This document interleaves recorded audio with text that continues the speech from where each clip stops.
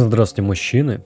Прошлое видео по перипетии преодолело отметку в 40 миллионов просмотров. Правда, там что-то YouTube иногда тупит и показывает чуть меньше. Поэтому пора сделать вторую часть обзора на эту игру. Если вы не смотрели прошлый видос, то, не стоит его смотреть, во-первых. Во-вторых, в нем мы почти прошли игру, остановившись на последнем 5-м уровне, который я вам сейчас и покажу. Затем мы поглядим на различные секреты в игре, другие варианты прохождения, которых тут довольно много. А потом уже обсудим сюжет, персонажей, мир этой игры и всякое такое. В общем, ролик условно поделен на 3 части, и само собой тут будет куча спойлеров, но зато он будет полезен тем, кто сам уже поиграл и столкнулся с какими-либо трудностями. Например, не может найти одного блядского персонажа в 3-м уровне, или вообще дропнул игру на Белграде. Короче, тут я еще постараюсь сделать какой-никакой небольшой мини-гайд. Поехали!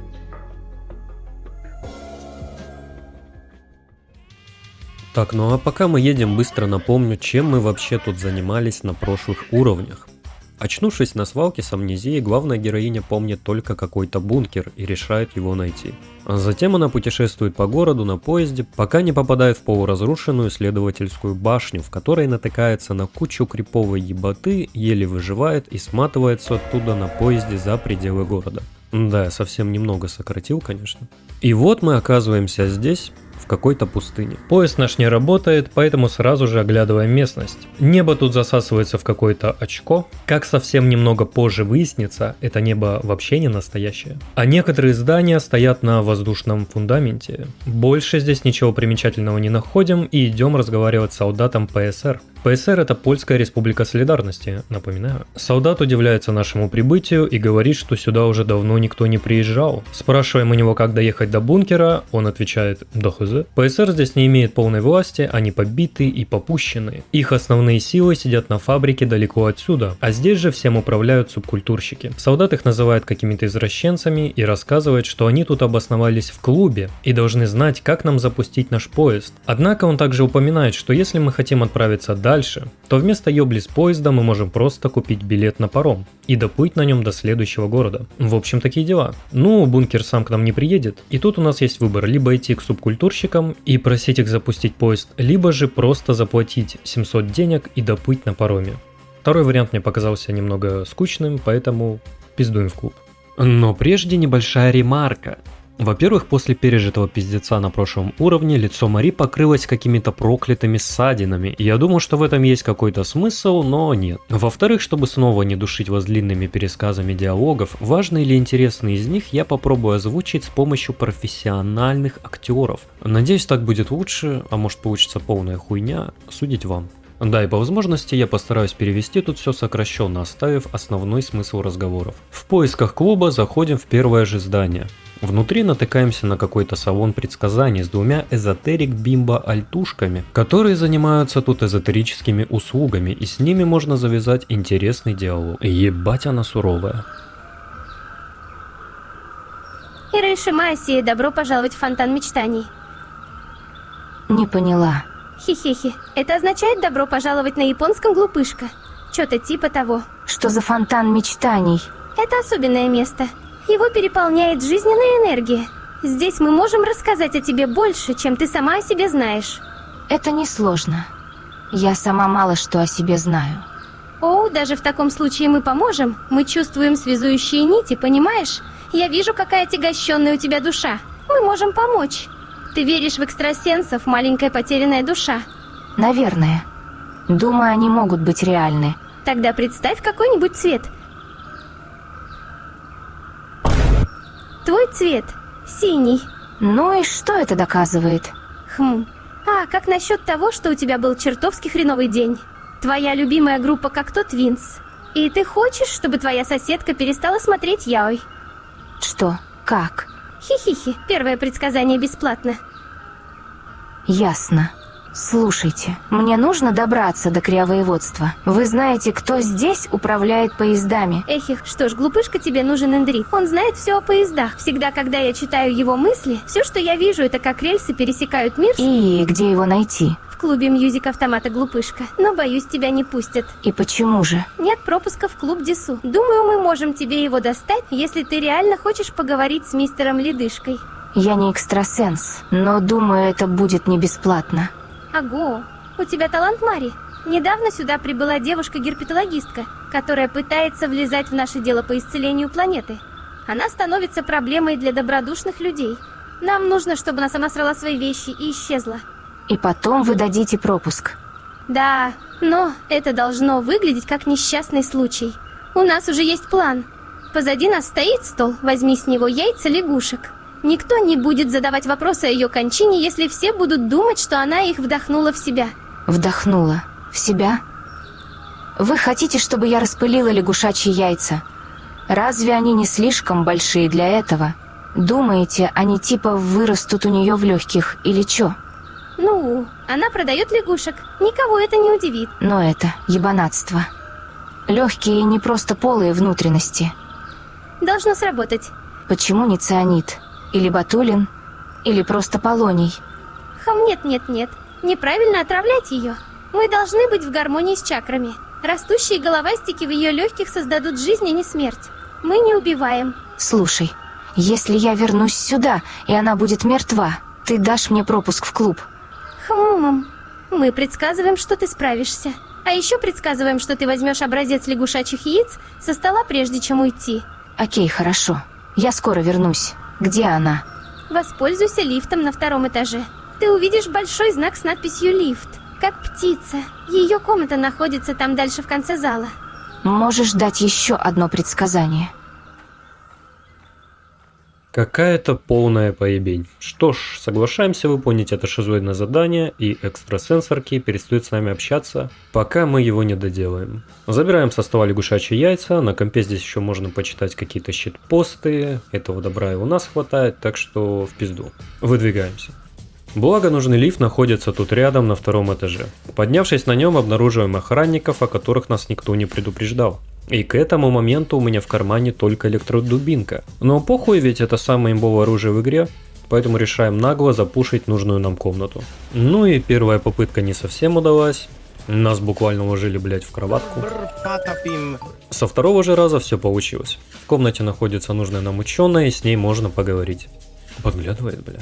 Рассказываем ей, что предсказательницы хотят ее убить, ученые пугаются, обещают быстро сбежать из этого поселка и никогда не возвращаться. Согласен с таким исходом, убивать кого-то по велению шизов не особо хочется. Тем более тут главное, чтобы ученая закрыла свой магазин. Довольный, я вернулся сдавать квест, и случилось что-то непонятное. Сестры говорят, что слышали выстрелы и видели красное, упрекают нас в убийстве, которого мы не совершали, и говорят, что они хотели просто сделать пранк, ведь все знают, что невозможно вдохнуть лягушачьи яйца.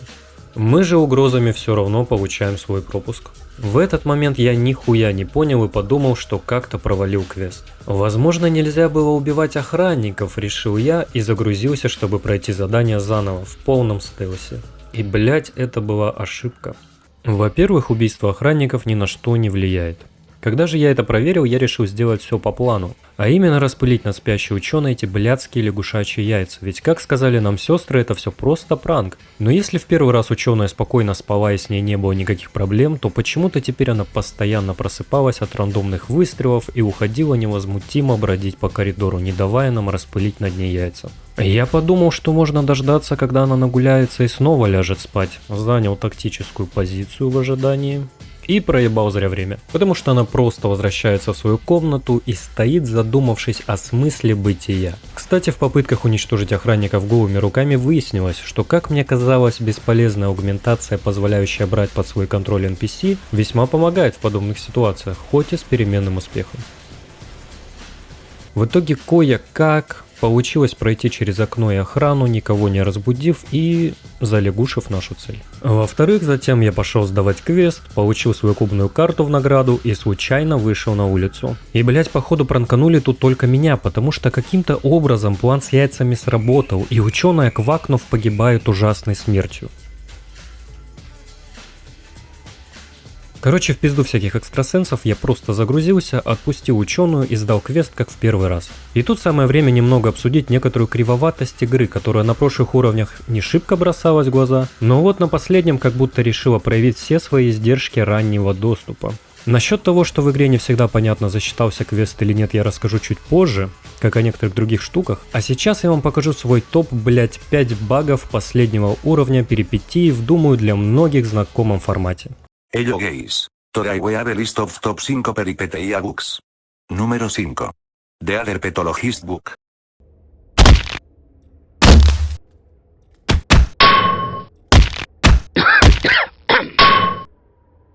Do you think we should delay for another recalibration? Don't you find this all rather fascinating? Número 4. Disappearing Man Book.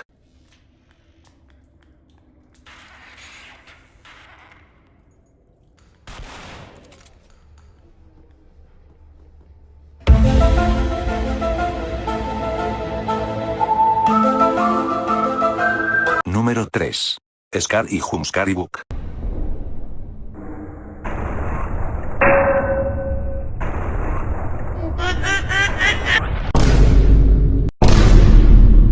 Número 2. Underground She Book.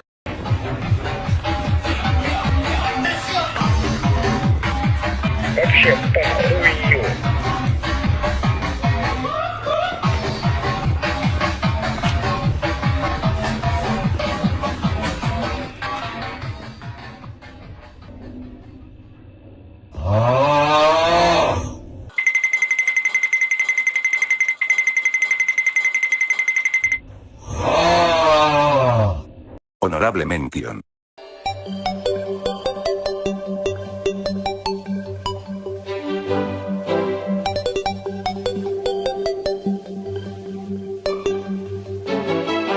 Número 1.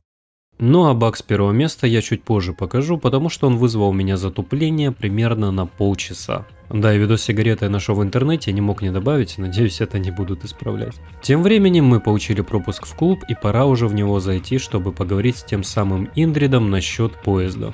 Вот он курит сишку. С ним можно многое обсудить, но сейчас нас интересует только наша цель. И кстати, Крио-воеводство, о котором Мари будет снова упоминать, это место или город, в котором находится нужный нам бункер. Вот только как она об этом узнала, я без понятия, потому что до прибытия сюда в диалогах никто про Крио-воеводство не говорил. Хотя, может, и я забыл. Ну да похуй. Я слышала, ты управляешь железнодорожной сетью. Мне нужно переключить пути до Крио-воеводства. Застал 410 во дворе. Мне он очень нравится. Мерцает под лунным светом в следах страданий. Заст, что? Застал 410. Перевозил большую часть грузов в Польше, солнышко. Мир, в котором ты живешь, построен на бесконечных фракталах его дизельного двигателя. Значит, поезд. Застал 410D. Застал 410D, мне нужно его запустить. Он застрял тут. Вот как оно работает. Ты приезжаешь. Я решаю, уедешь ли ты. У меня есть железная дорога. У тебя ничего нет. Так что давай не будем дурить друг друга. Что ты можешь предложить? Насколько далеко ты сможешь меня отвезти? Я не могу отправить тебя к Крио-воеводству, но могу отправить в Домкультуроград. Железная дорога автоматизирована и закольцована. Перекресток к Крио-воеводству все же развалился. Я знаю, что старые инженеры-железнодорожники все еще находятся в Домкультурограде и на 29-й фабрике. Тебе, скорее всего, нужны они. Ясно. Но ты сможешь отправить меня хотя бы на несколько миль вперед? Что ты хочешь взамен? Вот теперь мы говорим на одном языке. Я уже рассказывал про логистику, помнишь? Я контролирую дорогу. Я решаю, что въезжает и выезжает из города. ПСР могут запретить любовь и наркотики. И что, если они так сделают? Я отправлю их поезда куда подальше. Вот тут-то ты и пригодишься, девочка. Ты хочешь больше власти?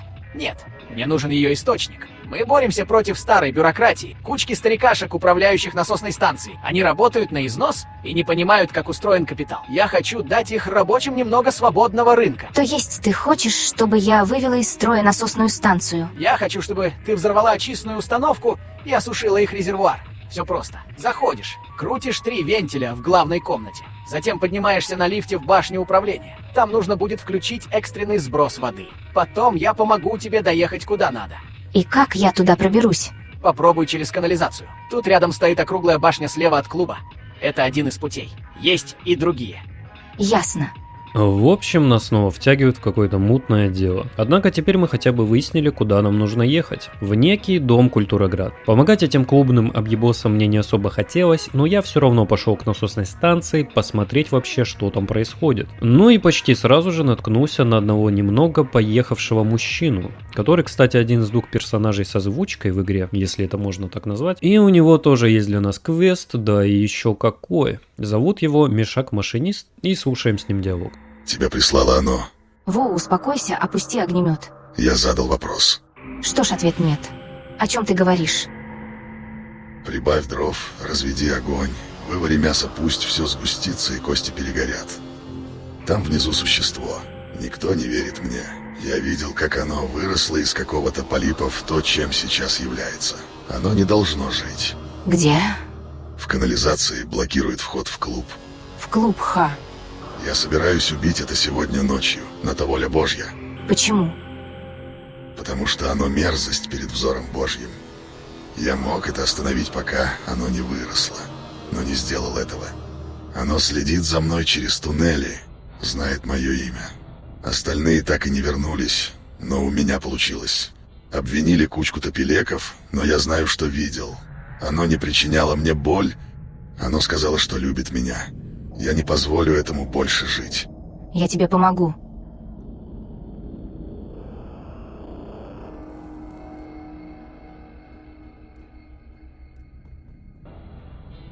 Окей, спускайся здесь. Встретимся внизу, и я покажу тебе дорогу. На тебе дальний бой, на мне ближний. Только не подходи ко мне близко, когда станет жарко. Огонь не отличает своих.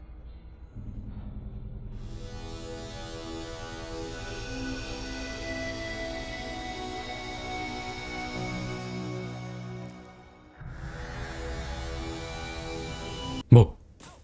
А сейчас мы прервемся, чтобы я предупредил и вам объяснил, из-за чего тут дальше будет происходить жесткое ушное ебалово. В игре есть одни необычные противники, те самые топилеки, про которых говорил мужик. Одного такого уже можно было встретить на втором уровне. В моем же прохождении из прошлого видоса я его не встретил, но услышал.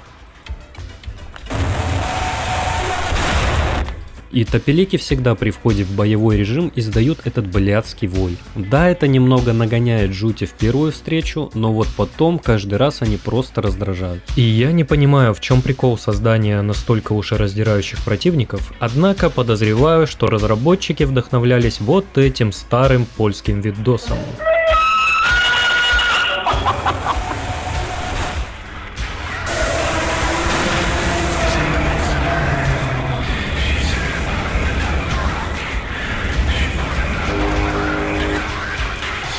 Is coming. Добрый день, друзья. Ну вот у нас выглянуло солнышко, тучи разбежались. Очень ветрено у нас сегодня. Очень ветрено.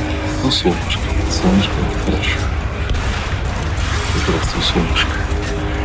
Здравствуй, мир, человек. Улыбаемся себе, улыбаемся человеку рядом. Улыбаемся миру, человека.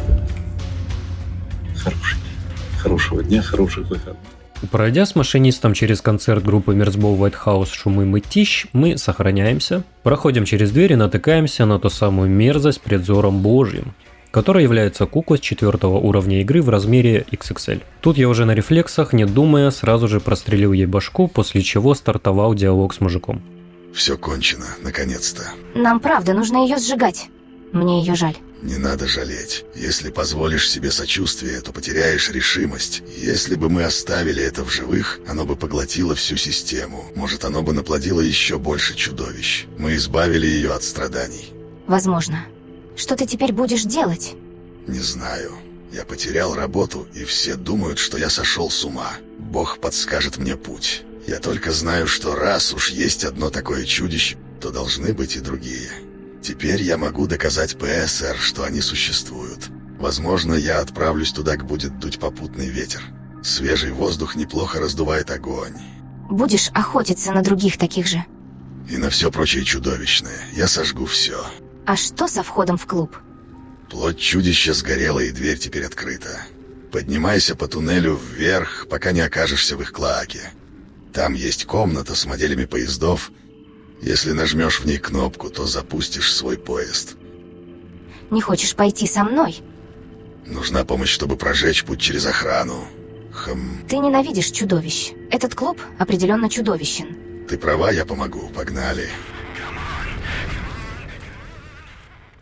В общем, перенастроить железную дорогу на нужный нам путь, оказывается, можно и своими силами. И для этого необходимо просто пробраться в клуб с черного хода, перебить охранников и найти один переключатель. Машинист нам поможет. Однако здесь начались какие-то мелкие проблемы. Сохранился перед дверью в комнату с большой ебакой, и потом несколько раз меня убивали охранники клуба. И каждый раз, когда я загружался, машинист рандомно менял свое местоположение. То он заспавнится в одном конце комнаты, то в противоположном. Сначала я вообще думал, что он пропал или вернулся на поверхность. Но в итоге он всегда появлялся где-то рядом и бежал к большой кукле. В игре иногда как-то криво сохраняется и загружается местоположение некоторых персонажей, от чего и такие проблемы. Кстати, с большой ебакой тоже можно было поговорить, и она тоже выдает квест, но в нем нам уже необходимо вырубить машиниста и бессознательного притащить к ней. За что ебака нас поблагодарит, скажет, что теперь они с мужиком будут навеки вместе и откроет задний проход.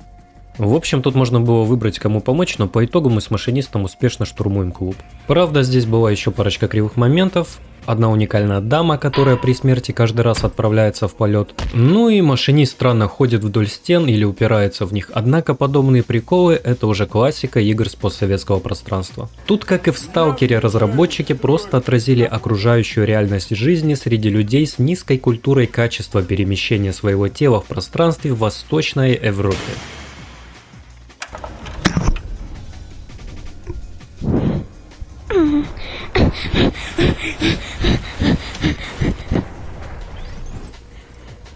Я отвлекся. Мне надо было поебаться кое с кем. А именно с охраной. Покончив с ней в этом служебном помещении клуба, я решил не добивать выживших в основном зале. Вместо этого поговорил напоследок с машинистом. С ним снова начинается диалог, который появлялся после убийства большой ебаки. Запомните этот момент. Дальше нашел комнату с переключателем и активировал наш поезд. То есть Индрид со своим заданием по взрыву насосной станции успешно был послан нахуй, а наша цель выполнена. Из комнаты тут есть удобный выход прямо на улицу каким-то трубам. И когда я им воспользовался, пришло осознание, что все это время с самого начала уровня я мог просто прийти сюда, залезть через этот ход, нажать на переключатель и съебаться отсюда на поезде примерно за минуты 3, вообще ничем тут не занимаясь. Кстати, про этот черный ход и как с его помощью активировать поезд рассказывает нам местный бомж из апартаментов тут рядом. В обмен на пачку сигарет. Не, ну вариативности просто пиздец. Идем на поезд. Решаем на дорожку поговорить с солдатом ПСР. Ничего нового нам не сказал. Усаживаемся поудобнее и отправляемся. Ну а пока мы едем, пожалуй, напомню, куда ведет нас дорога приключений. Бункер, который нам нужен, находится в Кривовоеводстве, но перекресток, ведущий к нему, разрушен. Однако на пути до него находится фабрика 29 и дом Культураград, в которых, по словам Индрида, мы по идее можем найти инженеров, которые, наверное, смогут что-нибудь придумать, чтобы нам помочь. Первым же на нашем пути будет стоять дом Культураград, и там спойлер, можно сказать, особо нечего делать, но я в нем застрял надолго по причине еблан плюс кривоватый уровень. Но об этом позже. Прибыв на станцию, дом Культураграда, сразу же встречаем коммунистического агитатора, который принимает нас за другого человека, говорит, что мы опоздали, вручает нам какую-то записку со словами «Ты знаешь, что с этим делать?». В записке написано буквально следующее. «Мы накосячили на станции, командир все еще ведет себя как НКВДшник. Ждем, когда ты получишь данные, это заставит их перейти на твою сторону. Время пришло. Вход в зал новолуния все еще спрятан старой охраной аппаратчика в городе. Запись находится там. Удачи. Да направит нас Ленин. Пока очень интересно, идем дальше и заходим на блошиный рынок. Здесь можно найти кучу копий родословной Сталина в рамке с перечеркнутыми именами. Это важно. А также тут можно поговорить с продавцом и спросить, не знает ли он что-либо про выданную нам записку. Он говорит, что не хочет проблем и на нашем месте отнес бы ее командиру ПСР. Однако, судя по всему, записка предназначена для какого-то разыскиваемого тут коммуниста, который в конфликте со своими товарищами. Окей. На этом же рынке можно встретить ученую герпетологистку, которая перебралась сюда после того, как мы ее собирались убить лягушачьими яйцами, но пожалели и отпустили. Желаем ей удачи в делах и двигаем дальше. Доходим до местного бара и видим рядом с ним молодого человека по имени Искандер Джугашвили в плаще, берете и с мечом. И с ним можно поговорить. От него воняет сигаретами и порохом, одежда вся рваная и обгоревшая, лицо покрыто шрамами, и вместо «здрасте» он сразу предлагает нам выпить. Хочешь выпить? Уверяю, тут хорошее пойло. Я бы выпила после такого тяжелого дня. Держи, за счет заведения. Что ж, тогда расскажи мне, что ты здесь делаешь? Я кое-что ищу. Просто небольшой архив в этом городе артистов. С чего бы архиву находиться в городе артистов? Потому что только здесь этот архив не зацензурен. Я работаю на одного человека, который исчез. Его солдаты ему больше не подчиняются, и мне нужно найти доказательства его родословной. Но его родословная уже не так почитаема, как раньше. Думаю, в этом городе может находиться его генеалогическое древо. И что оно из себя представляет? Вот одно на столе. Выглядит так же, но, как видишь, на нем все замазано. Мне нужна чистая копия. Этот город все еще почитает старые устои, глупцы, но для меня они будут полезны. Тут в университете есть художественная инсталляция, но к ней никого не пускают, даже Пессер. Я тоже кое-что здесь ищу. Мне нужно попасть в Кривоеводство. Не знаешь, где находится переключатель железнодорожной развязки? Да возможно, я знаю об этом. У меня есть ключ-карта к панели управления станцией. Таких панелей 2. Одна здесь, другая на фабрике. Ха-ха-ха-ха. Похоже, мы можем помочь друг другу. И как мне получить от тебя эту ключ-карту? Что ж, проберись в университет. Там должна быть комната с зал новолуния. Найди его. Встретимся там, и ты получишь ключ-карту. Ну, и как я должна это сделать? Жители этого города замкнутые. Меня не пускают в зал, потому что я не являюсь членом их глупого культа. Я не поклоняюсь Гагарину или председателю. Но ты можешь мне помочь. Пройди инициацию, и скорее всего они тебя пустят. Поспрашивай рядом о членах культа. Я бы проверил здание университета позади меня, в котором находится зал ожидания. Понятно.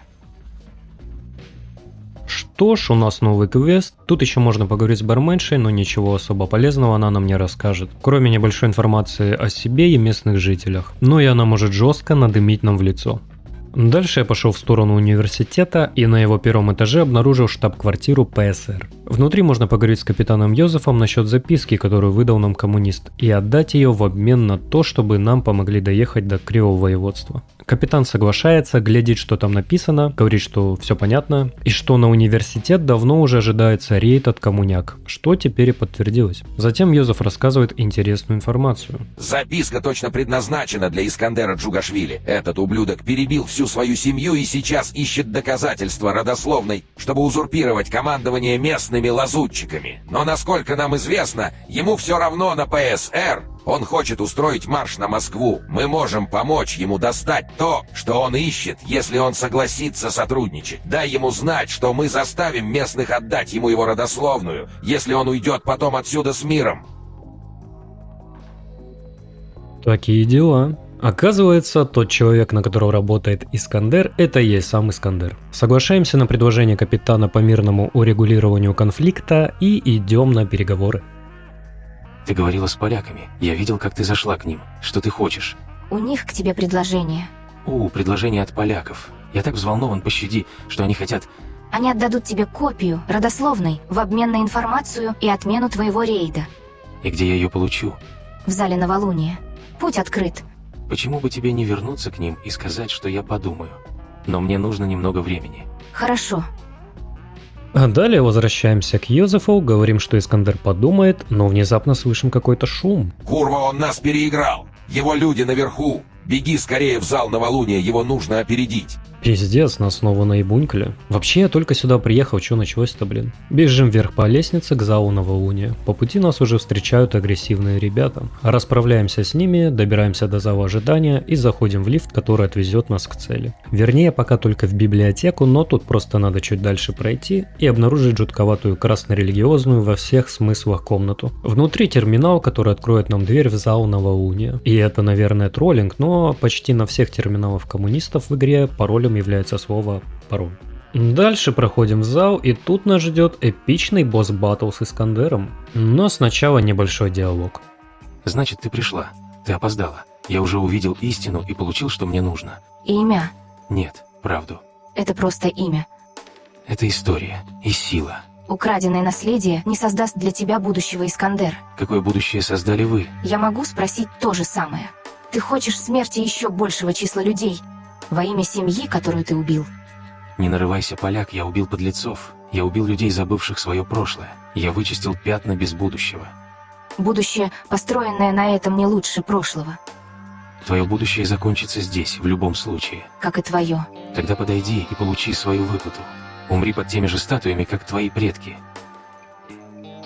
Блять, сейчас мы ему так кабину снесем. Только найдем его.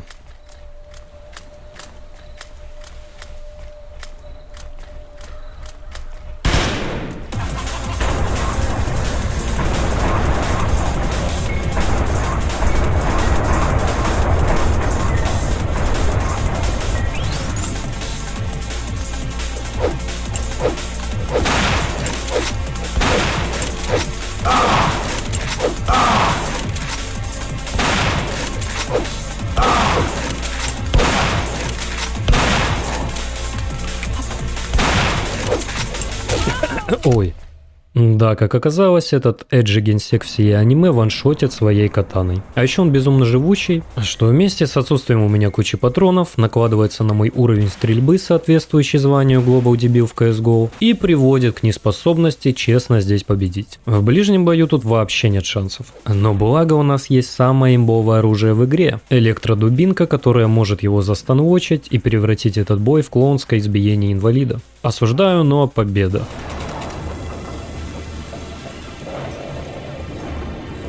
Которая, однако, внезапно обращается багом с первого места из нашего топа. Número 1. Agresive Polesbook. В общем, тут сразу же в помещение забегают поляки.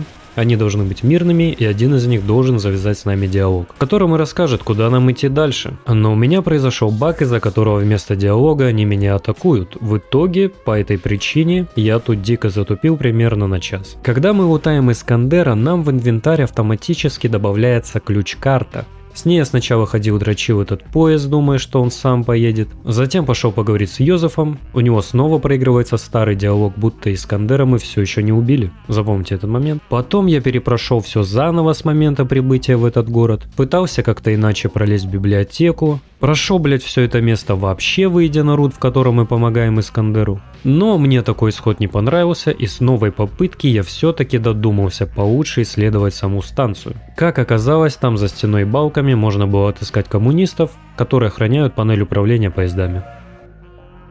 Ой, блять, садимся на поезд и едем дальше на фабрику.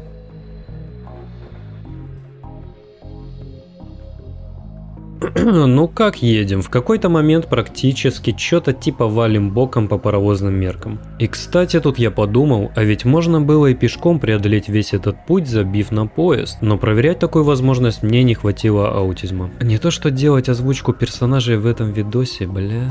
Так, на самом деле мы уже практически прошли уровень, потому что фабрика будет представлять собой более разговорный игровой сегмент, который проходится минут за 15. Однако там нас ждет очень много диалогов, и мне не хочется превращать этот видос в какой-то нейроспектакль, но иначе там просто никак. На данный момент при монтаже ведется трепетный анализ целесообразности введения озвучки персонажей в данном видео. Ну и мне такое решение все-таки кажется оптимальным, хоть и заебным. Ладно, проехали и приехали на фабрику 29. Люди здесь на нервах, и с нами сразу же начинает разговор девушка с ресепшена. День добрый, чем вам помочь? О, это ты. Хам! Разве мы встречались? Previously on Lost. Внутри у стойки регистрации работает параноидальная женщина, которой кажется, что мы сейчас собираемся устроить теракт. Но быстро залетаем в здание и с лицом гения выкидываем бомбу прямо из инвентаря в лицо работяги за стойкой. Ты же Зофья, из аркологии. Нет, наверное, вы виделись с моей сестрой. Меня зовут Зосья. Вы следите за мной. Нет, я просто Конечно, вы встретили ее случайно. А потом пришли сюда, да. Хорошее совпадение. Очень хорошее, как странно, вау. Я просто в шоке. Я не преследую тебя. Успокойся, Зосья, я разберусь. Извините, мэм. Сегодня все немного на взводе. Как вы. Я в порядке. Что это за место? Фабрика 29. Ох, где мои манеры. Я капитан Тамаш. Что вас привело сегодня? Я слышала, что это место последняя остановка перед криовоеводством. Мне нужно туда попасть. Это будет нелегко. Зачем вам туда? Там сейчас зона боевых действий. Вам точно следует передумать. У меня свои причины. Я кое-что там ищу. Опять же, не могу многого обещать. Вам следует поговорить об этом с Иреной, Казимеш. Она в лаборатории, но все включая ее на грани. Ситуация здесь недружелюбная. Что за ситуация? Вам доверена такого рода информация. Я уже выполняла работу для ПСР. Ладно, вполне достаточно. Мы не так давно заняли это место. Оказалось, фабрика была всего лишь прикрытием для лаборатории аугментации и генетики. Ирена была здесь главным исследователем, но не закончила свою работу. Что за работу? Бойня. Абсолютная резня. Здесь внизу 5000 тел. Полуживых, освежеванных, с мозгами забитыми бог знает какими технологиями. Некоторые из них были нашими людьми, некоторые русскими, некоторые политзаключенными. Они резали своих людей после их смерти и перерабатывали их. Больные ублюдки. Тогда почему вы работаете с Иреной? Она сказала нам, что ее заставили этим заниматься красные. Бедная девочка страдает неизлечимой болезнью, рассеянным склерозом, так же, как и ее сестра. У нее есть сестра. Ирена и Калина Казимеш. Близняшки. Но ты не определишь, насколько они похожи. Ирена вся покрыта шрамами от экспериментальных имплантов, которые сохраняют ей жизнь. Что же до Калины? Что с ней случилось? Она подвешена в этом жутком модуле жизнеобеспечения. Благослови Господь ее душу. Она не может дать знать, жива она или мертва. Все изолировано, и она заключена в этом гробу, не способная что-либо ощущать. Калина заперта в бесконечном сне о лугах, по словам Ирены. Значит, она должна была резать людей для красных, чтобы система обеспечения жизни ее сестры продолжала работать. Да, но вот из-за чего все на грани. Я хочу избавить конвертчиков от страданий. Куче трупов нужно позволить умереть. Священник нашего подразделения по религиозным причинам хочет увидеть, сможем ли мы вернуть их к жизни. Я не думаю, что их можно как-то исправить. А Ирена? Что думает остальная часть подразделения? Ирена хочет закончить их конвертацию в вооружение. Теплые тела для танков, лопастей и даже топелеков. Мне это противно, и, к сожалению, некоторые ее поддерживают. Из-за этого простаивает весь комплекс. Кто? Несколько недель назад сюда прибыла часть потерянного взвода, выжившие из криовоеводства. Они отличаются. Среди них есть лейтенант Бальтазар, и он радикализировал их, превратив в кого-то другого. Их образ мышления и враждебность угрожают поднять мятеж. Терпеть не могу этого ублюдка. Бальтазар принял сторону Ирены и хочет доделать конвертчиков. Он собирается с их помощью вернуться и нанести удар в криовоеводстве. Многие из его людей убийцы. Ну, если я приду и решу этот спор, сможешь меня доставить туда? Через 10 минут будет собрание во дворе. Если сможешь найти улики против Ирены или Бальтазара за 10 минут, тогда я доставлю тебя туда, куда тебе нужно. Поняла. Ну, наконец-то. Видим таймер и сразу сохраняемся, не обращая внимания на название предыдущих сейвов. В общем, на этой фабрике есть аж 4 варианта исхода событий, которые зависят от того, какие улики мы предоставим на собрание. Плюс тут есть альтернативная концовка, если мы подружились с Искандером на прошлой станции. Однако в первый раз я тут просто поддержал Томаша, как он и просил. Для этого достаточно найти Бальтазара. В разговоре с ним он сам расколется, что собирается поднять мятеж, что мы запишем на встроенный в нас диктофон. Затем нужно обследовать труп, лежащий на койке в помещении с развилкой на несколько проходов. На нем лежит записка, из которой становится понятно, что Бальтазар отправляет трупы своих солдат для исследований Ирене. Затем уже в лаборатории Ирены находим модуль с ее сестрой, рядом с которым на столе лежит записка, в которой Ирена пишет, что связалась с коммунистическими оперативниками и ведет двойную игру из опасений за свою сестру. Таким образом, у нас есть 3 доказательства. Ждем, когда закончится таймер и начнется собрание. Да, эту фабрику мы потом подробнее разберем, когда я буду рассказывать про альтернативные пути прохождения. Сейчас же время вышло, нас автоматически телепортируют во двор на собрание и стартует диалог. Тут очень много разговоров, но нам нужно просто предоставить 3 улики против Ирены и Бальтазара. В итоге Томаш решит изгнать Ирену и отключить камеру жизнеобеспечения ее сестры, из-за чего Ирена впадет в истерику и скажет, что поедет в Варшаву всем мстить. Бальтазара же запланируемый мятеж и предательство Томаш повесит. Если же мы не найдем улики или их будет недостаточно, то тут просто все друг друга перестреляют. Такие дела. После собрания нас уже ждет заключительный диалог. Спасибо, Мари. Жаль, что вам пришлось видеть это кровопролитие. Бальтазар, Полагаю, он бы пролил еще больше крови, если бы остался в живых. Думаю, в борьбе за нашу страну он забыл, за что именно сражается. То, что он с Иреной работал, с коммунистами меня не удивило. Подобное же случалось столетия назад. Кажется, люди не способны идти вперед. Но ты отпустил Ирену. Что мне сказать? Она сделала это ради сестры. Я не могу ее винить за это. Потеря сестры и изгнание уже достаточное для нее наказание. Стоило ли тогда такой ценой поддерживать жизнь Калины? Да, никто не понимал, как она живет, кроме Ирены. Без нее Калина бы точно умерла. Это поработило Ирену, сделало ее аморальной. Но все потому, что она не могла отпустить свою сестру. Как думаешь, она смогла бы когда-нибудь оживить Калину? Я думаю, это то же самое, что и со всеми этими спящими в криокапсулах. Спят в ожидании, когда и разбудят потомки. Но это все ложь. Такого рода мирское бессмертие оставляет нас запятыми в прошлом. Словно человек, уползающий в пустыню подальше от большого города. Другими словами, кто знает. А кто его знает, да. Но я не позволю убивать моих людей ради прошлого, которого давно не существует. Я переключил узел. Поезд позади отвезет тебя в Криовоеводство. Будь осторожна там. Это ад. Пока, Тамаш. Спасибо тебе. Благослови Господь. И вот на такой минорной ноте заканчивается 4-й уровень посреди огромного кладбища наконец-то упокоенных жертв экспериментов. Нам же остается только сесть на поезд и на фоне заката отправиться к бункеру, к которому мы уже близки как никогда. Но мы так и не доедем, потому что это последний уровень пока что. Ранний доступ, все дела. Когда там разработчики выпустят следующий, я хз. Но вообще там за подписку на Patreon можно уже в ранние билды поиграть. Но мы рассматриваем сугубо Steam-версию игры, и тут, наверное, надо сделать какой-то вывод по прохождению. Да?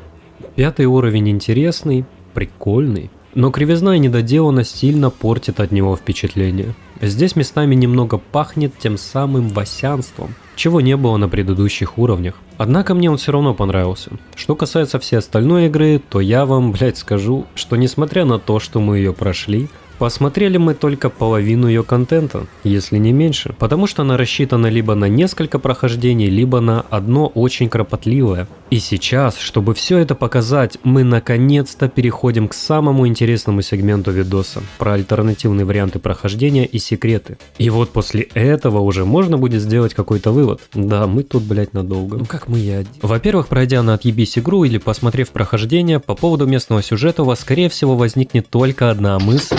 Твою мать, блядь! Что здесь происходит? Потому что тут возникает куча вопросов. Кто такая наша героиня? Что за бункер мы ищем? Что тут за коммунисты и ПСР? Что за чертовщина общалась с нами на 4-м уровне? И как бы на все эти вопросы пока точного ответа нет, но более-менее понятную картину тут составить все-таки можно. Во-вторых, для исследования игры нам нужно будет освоить несколько встроенных в нас девайсов и парочку умений. Первое. Перипетий имеется классический для многих игр абуз сохранений при падении, суть которого в том, что если вы падаете с большой высоты, вы можете сохраниться, сбросить свою инерцию и мягко приземлиться, прямо как на экране. Вы великолепны. Второе. Пожалуй, самый часто используемый прием, так сказать, база, который тоже позволяет нам избегать урон при падении, но до определенной высоты. Прожатие прыжка перед приземлением на поверхность. Так сказать, легальная лайт-версия прошлого приема. Однако нужно быть осторожным, потому что если вы будете долго падать, то прыгнуть уже не получится, ибо нехуй. Ну и главное именно не спрыгивать с поверхности, а как бы сходить с нее. Прыжок-то у нас один, это не дабл-джамп, это эйр-джамп. Третье. Имеющийся у нас в арсенале дрон-разведчик является темной лошадкой среди наших аугментаций, потому что с его помощью можно наводить жесткую суету. Он отлично помогает исследовать местности, находить нужные пути, но главное, дрон является физическим объектом, поэтому им можно сносить окна или, к примеру, ящики, чтобы шуметь и агрить на этот шум противников. Ну или же просто разогнавшись на нем, влететь в башку и вырубить неприятеля. Но, пожалуй, самое интересное. Нет, я не извращенец, который пытается разглядеть тут нижнее белье. Если подлететь на нем под нашу героиню и продолжить путь вверх, то мы ее можем поднять практически на любую высоту. И затем, снова переключившись на нее, запрыгнуть куда нам надо.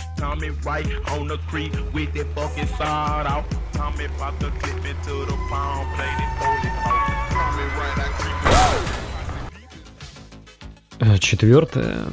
Тут уже просто не особо важные интересные детали. Мари умеет воровать оружие, подкравшись сзади. Тут я, правда, почему-то обосрался с этим. А также, зажав клавишу Alt, вы можете крутить пушку и крутить тушку главной героини. Мелочь, а приятно. Освоив все вышеперечисленное, переходим к разбору уровней. Первый. Аркология. Уровень можно пройти 3 способами, 2 из которых мы уже рассмотрели в прошлом видео, когда пытались настучать на Филимона командиру ПСР и когда тащили найденного андроида в бар. Третий же способ требует от нас выполнить главный квест, а именно принести Филимону лампочку из планетария. Для этого находим шорткат около оранжереи, с его помощью сразу же спускаемся в комнату с православным священником, оттуда прыгаем в дыру, затем идем в апартаменты, там находим лифт, поднимаемся, по канатке едем в радиобашню, с боем поднимаемся на ее вершину, и там нас ждет некий комиссар Керенский, который не позволяет нам взять его живым. Но с его трупа можно поднять чип управления криокомплексом. Относим чип обратно к священнику, он останавливает планетарий, и мы можем достать из него лампочку. Только убедитесь, что у вас есть свободное место в инвентаре, чтобы не опростоволоситься, как я.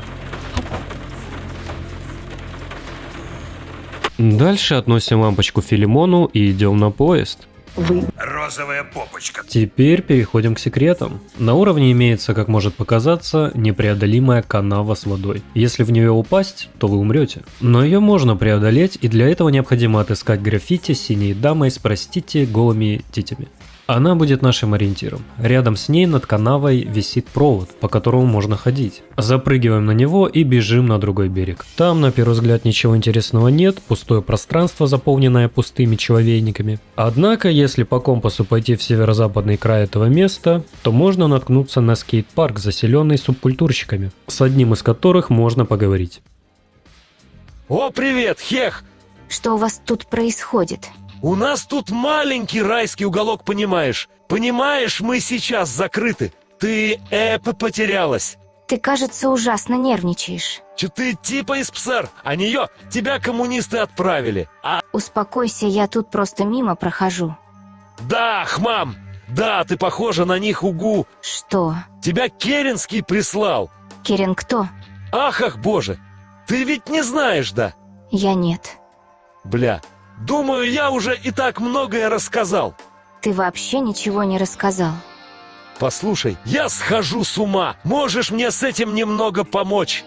Может быть. Сюда приходили 2 тёлки и предсказали мое будущее.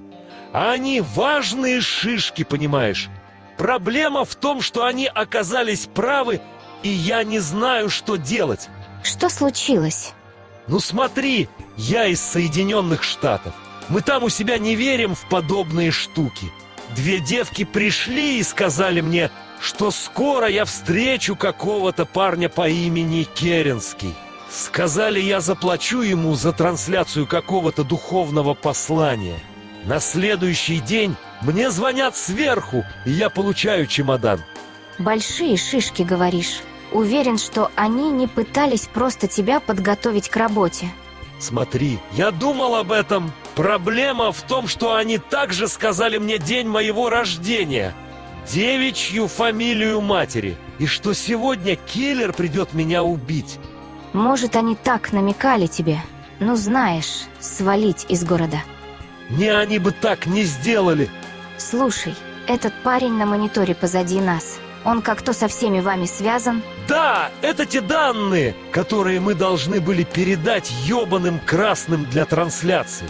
Сучки-экстрасенсорши сказали нам достать его из виртуальной эпитафии. Сказали, что в нем есть данные. А что, с мертвой девушкой?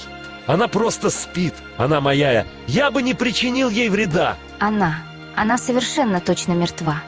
Да нет, она жива.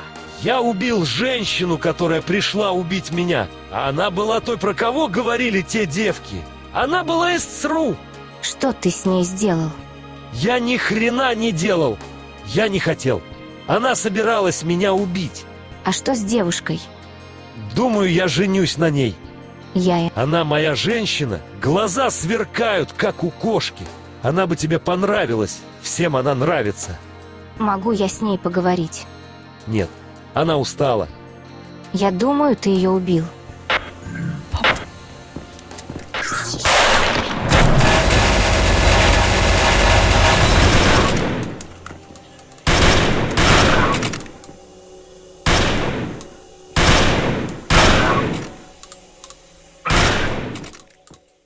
Да, господа совершили роковую ошибку, напав на ветерана Global Дебила. Как вы уже могли понять, две тёлки, о которых говорил поехавший субкультурщик, это уже знакомые нам предсказательницы с 5 уровня. Тут еще, судя по всему, в луже крови должен был лежать труп девушки, но у меня он почему-то не заспавнился. Да, и по всему уровню можно найти экраны с неким марковым E-Deck, который несет какую-то полную колесицу. В игре он является отсылкой на одного реального человека, но об этом позже. В самом же скейт-парке больше нет ничего интересного. А сейчас мы перейдем к реальному секрету. В комнате с планетарием есть небольшой проход, который ведет нас в затекстурье. Чуть там попрыгав, можно обнаружить одиноко стоящую подсвеченную медсестру. При взаимодействии с ней она говорит несколько фраз. Если ты это читаешь, то ты уже несколько лет в коме. Мы пробуем новую методику. Мы не знаем, где это сообщение окажется в твоих снах, но надеемся, это сработает. Пожалуйста, очнись, мы скучаем по тебе. Если воспринимать медсестру и ее слова не просто как какую-то пасхалку, то это объясняет весь сюжет. Однако, сейчас бы сделать сон собаки из сюжета, конечно. В нашем 2К16, блин. Так что думаю, это все-таки просто пасхалка. Кстати, из-за текстурия можно выбраться немного необычным путем, проникнув в, так сказать, игровую зону через стену. А еще сейчас я вам покажу фокус, позволяющий нам сильно разбогатеть. Если вам повезло и у вас забаговались в инвентаре патроны, уйдя в отрицательное количество, как у меня, то вы можете продать их торговцу, а затем отрицательно выкупить, или я, блядь, не понимаю, продать их себе в инвентарь за астрономическую сумму. Ты чё, ебанутый? Что ты там делаешь?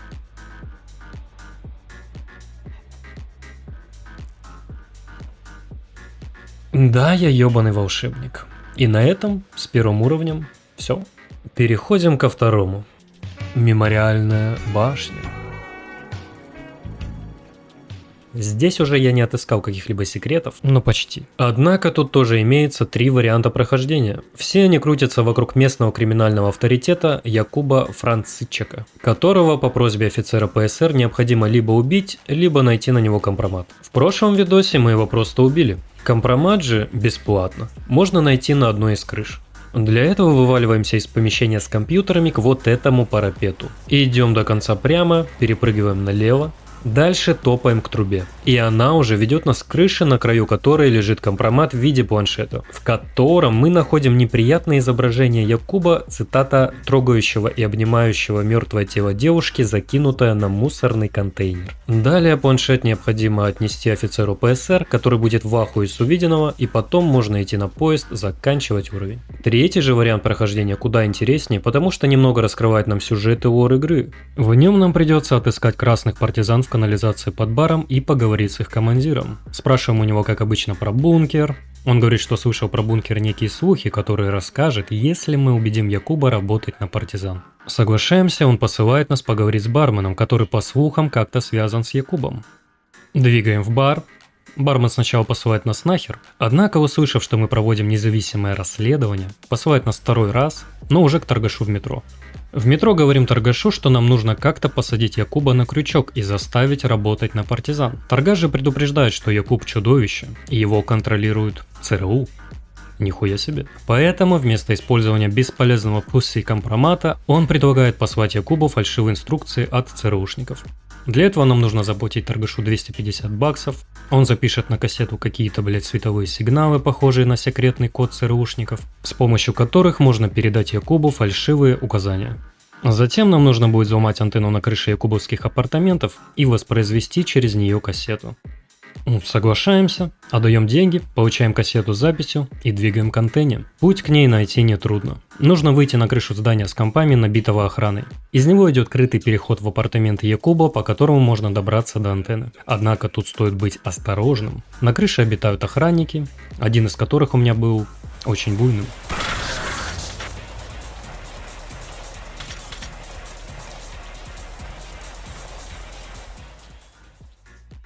Блять, понимаю. С каждым было. Слегка психанул. По переходу топаем до апартаментов, залезаем в вентиляцию. Тут можно спрыгнуть вниз к Якубу, однако нам нужно пройти чуть дальше. Вылезти с другой стороны здания на улицу и с помощью паркура по всяким выступам и кондиционерам залезть на крышу. Здесь стоит антенна, подходим к стоящему рядом с ней терминалу и вставляем в него кассету. Готово. Мы великолепны и можно возвращаться к комиссару партизан.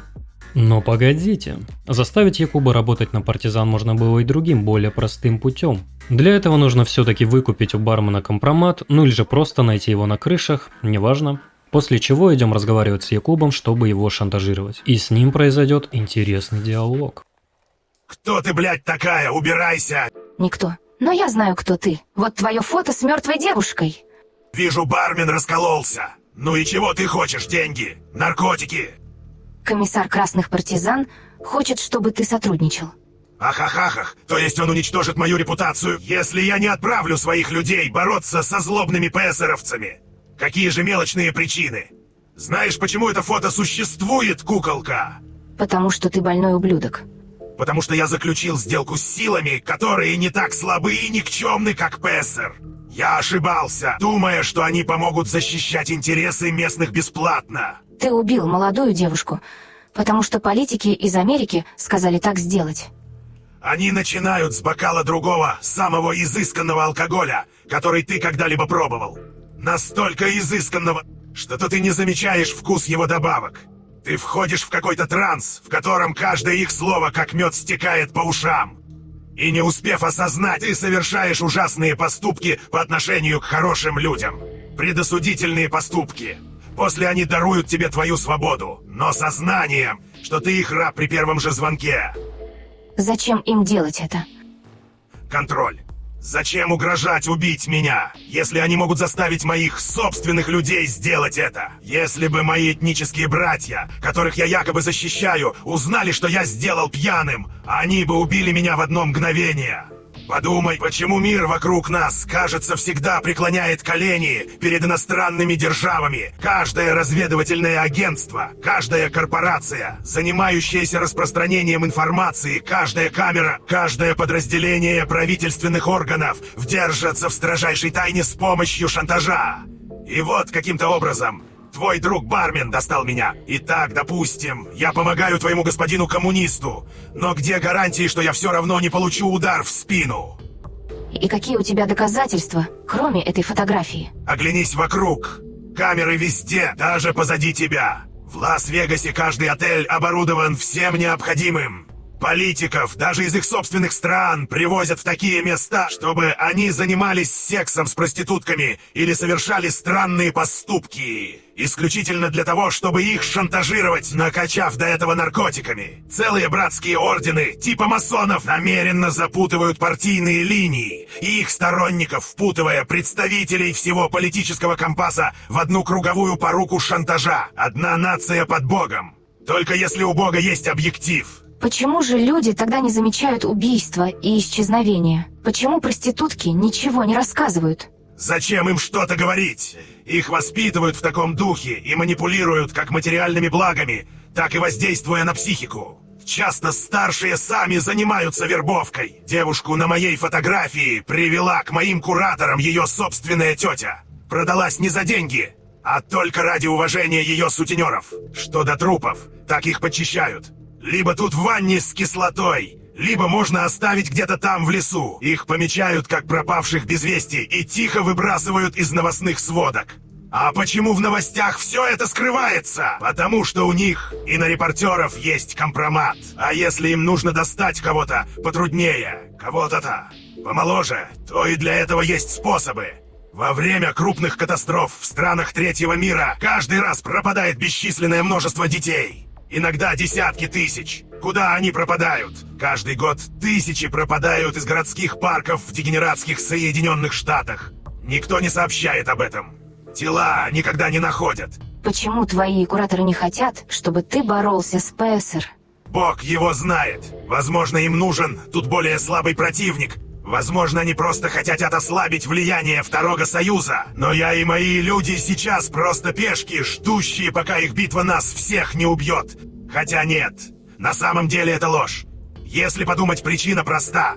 ПСР стабильно и военизирована. Она наводит тут порядок. Знаешь, сколько девочек всех возрастов уехали из Восточной Европы, когда Советский Союз был вынужден отступить почти до Сибири и пал железный занавес. А это было просто. Пообещай им хорошую работу в другой стране. Дай надежду выбраться из нищеты. Пусть это даже получится у какой-нибудь другой девушки. Потом приведи их в место, в котором они не знают язык, не имеют гражданства, у них нет друзей, нет ничего. Они пичкают наркотиками, ну знаешь, подсаживают их, используют их. Знаешь, как много порно и проституток появилось таким образом? Я думаю, многие бы от такого свихнулись. Они не хотят это менять. Эксплуатация — вечная катастрофа. Бедные люди легко становятся рабами. Забавно даже, что они воюют со Вторым Союзом. То есть с Западом. Коммунисты занимались тем же, знаешь ли. Их кумир, их председатель, этот Биерия, бивший десятки девушек. Он подъезжал к ним, приказывал своим псам из НКВД посадить их в машину и делал с ними что захочет. По слухам, Сталин это использовал, чтобы сохранить его преданность. Так что знаешь, конечно, я отправлю своих бойцов. Но лишь потому, что понимаю, наказание для моего собственного народа будет куда суровее. Кто ты, блядь, такая? Убирайся! Та ебаная деменция. Надеюсь, я правильно перевел для вас этот длинный монолог Алекса Джонса. Если что, поправьте, но в любом случае суть разговора была в том, что Якуба подставили, ебаные Бэмы, большой брат следит, а миром управляют педофайлы. Все как в реальной жизни. Теперь в игре точно чувствуется дух первого Deus Ex'а. Ну а дальше возвращаемся к комиссару. Отчитываемся о том, что задание выполнено, спрашиваем про бункер и нас посылают на поезд, чтобы доехать до 3-го уровня и поговорить там с неким комиссаром Дятловым, который нам уже все расскажет. Двигаем на поезд и конец. Вот и все интересное. Хотя здесь еще был Володька. На уровне имеется также небольшой такой полусекрет. Побродив по крышам в яме, из которой легально выбраться нереально, можно обнаружить труп некой девушки в противогазе, подписанный как Куб. При взаимодействии с ним открывается диалоговое окно с надписью «Получена предсмертная записка». Но это наебалово. Записки нет ни в журнале, ни в инвентаре. Непонятно. Сразу кажется, что это та самая девушка из компромата на Якуба, но рядом вроде не мусорные контейнеры, и записка эта непонятная. Непонятно, короче, неясно. Вот и все интересное теперь точно. Вообще этот уровень в игре самый короткий и компактный, и от этого ощущается каким-то более проработанным и цельным. Если бы еще не ебучие повторы диалогов, с которыми мы снова столкнемся чуть позже, уже на 3-м уровне. Кстати, вот он, бездна. И это реально бездна проходов за текстуры, где я долго шароебился в попытках выполнить здесь один квест, но об этом позже. В прошлом видео мы прошли этот уровень за ПСР, повоевав с коммунистами и взорвав их танки на нижнем уровне. Однако тут можно наоборот преисполниться идеями Ильича, стать на сторону красных и дать в рот ПСРовцам. Сейчас кратко пролетим по этому пути прохождения. Идем в здание, в котором коммунисты пытаются скачать данные с терминала ПСР и уничтожаем ПСРовцев. С нами выходят на связь коммунисты, говорим, что мы пришли помочь, после чего они просят нас отнести данные с терминала комиссару Дятлову. Соглашаемся и сразу топаем к нему. Планшет с данными сам добавляется в инвентарь. Дятлов находится на базе Коммуняк, найти ее несложно, однако ее обитатели будут проявлять к нам агрессию, пока мы не отнесем планшет с данными самоеду, который тут сторожит главный вход на базу. Получив посылку, самоед запишет нас в ряды красных и отправит за новым заданием к Дятлову на крышу этого здания. Вот этот мужчина стоит тут рядом с башней от танка, и с ним произойдет интересный диалог. Я принесла КПК. А вижу, ты была на последней бойне. Скажи-ка, девочка, как сражались мои люди? Достойно. Старина, съеби нахуй. Ожидать большего и не стоило. Они ведь хлебом вскормленные мальчики. Только хлеба у нас нет уже 10 лет. Что это за место? Ну, когда нам сказали возвыситься над нашими пролетарскими корнями. Некоторые восприняли это буквально. Ахахаха, шучу. Ну тогда что это? Бывший госпиталь и крематорий. Его построили для высших людей нашего общества. В этом когда-то закрытом городе. Все-таки лучших работников нужно было держать в здравии. Но теперь он заброшен, кроме крематория. Кремации полезны, слишком долго извлекать аугментации вручную, поэтому мы снимаем их с этих фашистских свиней красным пламенем. Сжигаем плоть дотла, остается лишь белая кость. А кость есть у каждого человека. А поверх кости стали микросхемы. Их мы и используем, чтобы восполнить наши потери. Кто ты? Комиссар Андрей Александрович Дятлов из-за ордена председателя. Отправлен в далекие земли, чтобы освобождать их народы. Почетная работа. Но ты русский. И находишься в ПСР. Верно. Народ ПСР держит под ярмом. Это не более чем колыбель, через которую вас всех хотят вернуть в объятия мировой финансовой кабалы. В смысле колыбель? Долго так не может продолжаться. Они создали государство третьей позиции, вне союза с Востоком и Западом. Но все, чего оно добилось, это завоевание ради своих олигархов, безумно одержимых прошлым. То есть ты думаешь, что все это терпит, только чтобы ослабить Второй Союз? Да, чтобы ослабить Второй Союз. Но еще и для того, чтобы не дать возникнуть независимым нациям. ЦРУ куда проще дестабилизировать одну империю и разом подчинить целый регион, чем вести борьбу против множества малых коммун. Ты считаешь допустимым отдать людей ПСР обратно в руки красных, от которых они боролись, чтобы освободиться? Нет, им будет предоставлено государство каждой нации, захваченной ПСР, разумеется. И они смогут самостоятельно управлять собой. Как пешки Коминтерна. Ты лукавишь. Каким образом? Потому что ты игнорируешь картину в целом. У тебя западный образ мышления. Ты считаешь, что быть видоомами более зрелыми рабочими нациями – это как-то неправильно. Но разве это не то же самое, что быть государством-марионеткой? Нет, потому что рабочие сами это выбрали. Марионетку же покупают с помощью иностранного капитала, дорогуша. Это тупо. Возможно, ты и прав. Это тупо. Почему здесь стоит танк? У нас есть больше, чем это, дорогая. Скажем так, когда ваши бойцы обычные рабочие, решения проблем появляются довольно быстро.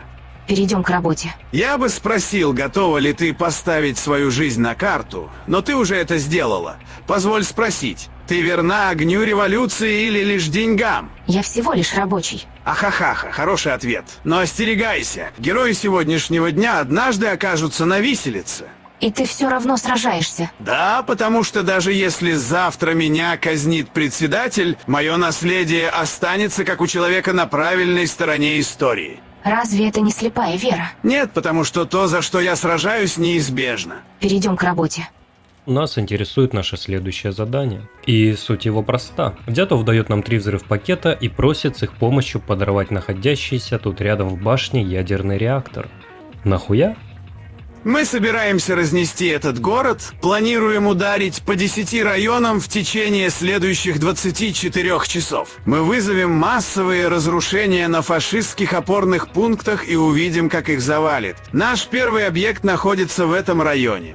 В ближайшее время красные собираются провести жесткое наступление, и первый удар они хотят нанести в этом районе, взорвав его к хуям вместе с находящимися тут силами ПСР. Благо реактор небольшой, и его взрыв не снесет весь город. Просто охуительный план, естественно, соглашаемся. Дятов также говорит, что как только мы установим заряды и перегрузим реактор, нам нужно будет бежать обратно на поезд, который отвезет нас к некой исследовательской башне с информацией о нашем бункере. Ну и вы уже знаете, что нас там ждет. Пиздамба.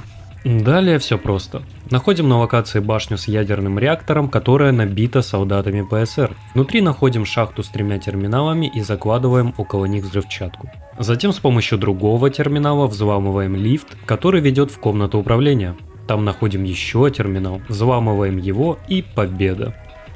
Бежим обратно в начало локации на станцию к поезду. По пути нас будет атаковать босс-вертолет, на который можно забить хуй, сбивать его не обязательно.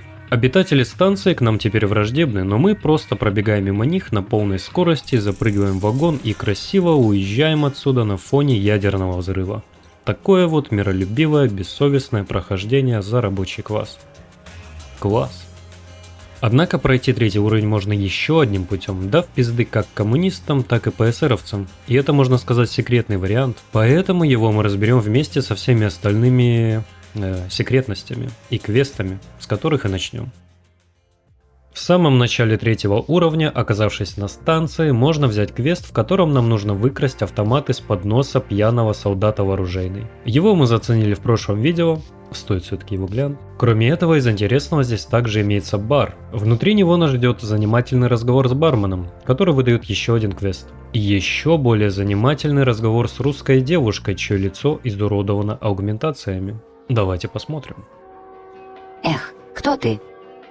Мари. Приятно познакомиться, Мари. В наше время трудно вытянуть из человека имя. Полагаю, в таком случае с тобой не просто будет познакомиться. Наоборот, проблема в том, что у меня много имен. Так как тебя сейчас зовут? Пожалуй, Тита. Тита — это не женское имя. Тогда я буду Светланой, окей. Светлана, да? Кристина. Корякина, Светлана. Я останусь Тита, возможно, Тита младшая. Что ты здесь делаешь? Я художник-пропагандист. В наши дни он всем нужен. Что ж, полагаю, это заявление тоже является пропагандой, не так ли? Почему пропагандист находится в зоне боевых действий? Полевые исследования, как сказали в бюро. Уж точно лучше моей прошлой работы. Какой прошлой работы?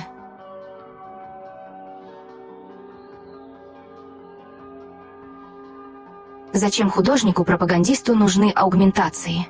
Человек по имени Могол вырвал мои глаза. Он оторвал зубами мои губы и целовал мои десны и челюстную кость. Затем он сделал меня продавцом хребтов. Это был их модус операнди. Изуродовать тебя, чтобы заставить работать в обмен на обещание все исправить. Ты лжешь сквозь зубы. Ошибаешься. У меня их больше нет. Я говорю правду, не щадя силикон своих зубных протезов. Но, честно говоря, не доверять мне – хорошая идея. Я слышала о подобных группировках. Кажется, раньше этот город был намного опаснее. В первые дни до ПСР. Это было Тру Беспродел. Полное беззаконие. А ты смогла вернуть все обратно. Они отдали мне обратно то, что было полезно для продавца хребтов. Милое невинное личико и сильные руки, необходимые для извлечения органов и механизмов. Отстойно, что они не вернули мое лицо. Раньше я была довольно невзрачной. Теперь я не могу смотреться в зеркало. Ты скучаешь по своей невзрачности. Я скучаю по своему лицу. А этот Могол все еще работает. Не знаю. Все, что я по-настоящему хочу, это вернуть свой голос. Я ушла еще до того, как смогла вернуть свои голосовые связки. Уверена, они там гниют где-то в банке. У тебя есть идеи, где они могут находиться? Продавцы хребтов по-прежнему встречаются чаще, чем даже обычные ростовщики. Деньги — это долговая расписка, но вот твое тело — это единственное, что, как обещал Бог, принадлежит только тебе. Я знаю, что некоторые до сих пор работают в доках, где поляки пока не имеют никакого влияния. С Тита можно обсудить еще много чего интересного. Правда, я не совсем понял, как правильно перевести некоторые ее слова. Главное, что она рассказала про неких продавцов хребтов, которые обосновались в доках, и сначала я думал, что их можно найти на этом уровне, но нихуя. Переходим к бармену. У бармена можно закупиться и поговорить. В разговоре выясняется, что бармен – бывший солдат, а бывшим он стал после того, как предатель из рядов ПСР по имени Кацпе сошел с ума, убил командира и отстрелил бармену руку из ПТРС. За голову Каспера назначена награда, и нам предлагают его найти. А так как Каспер неплохой снайпер, искать его советуют над улицами где-то на крышах заброшенных камблоков. Так как я не ебу, как выглядят камблоки, поиски Каспера немного затянулись. Чуть поразмыслив, я решил, что искать снайпера стоит на самой высокой крыше этого уровня. Это ошибка. Найдя здание самой высокой крыши, я зачистил его от обосновавшихся внутри бомжей, вылез наверх, наткнулся на огромный элеватор, внутри него облазил все вдоль и поперек и нашел спуск вниз, который ведет по сути за край карты. Там я прекрасно провел полчаса, исследуя полупустые пространства. Сначала вышел к железнодорожному мосту, под которым спрятана гондола с ВСС, а затем, пройдя вдоль берега на север, обнаружил что-то похожее на доки. Довольно жуткое место на самом деле. В воде лежат обломки самолета, а в здании на берегу обитают какие-то бомжи, подписанные просто как «Enemy» – «Враг». Развалив всех врагов, «Enemies», я подумал, что это те самые продавцы хребтов, о которых говорила Тита, и возможно тут можно найти голосовые связки. Но, к сожалению, тут нет ничего кроме лута и жуткой музыки.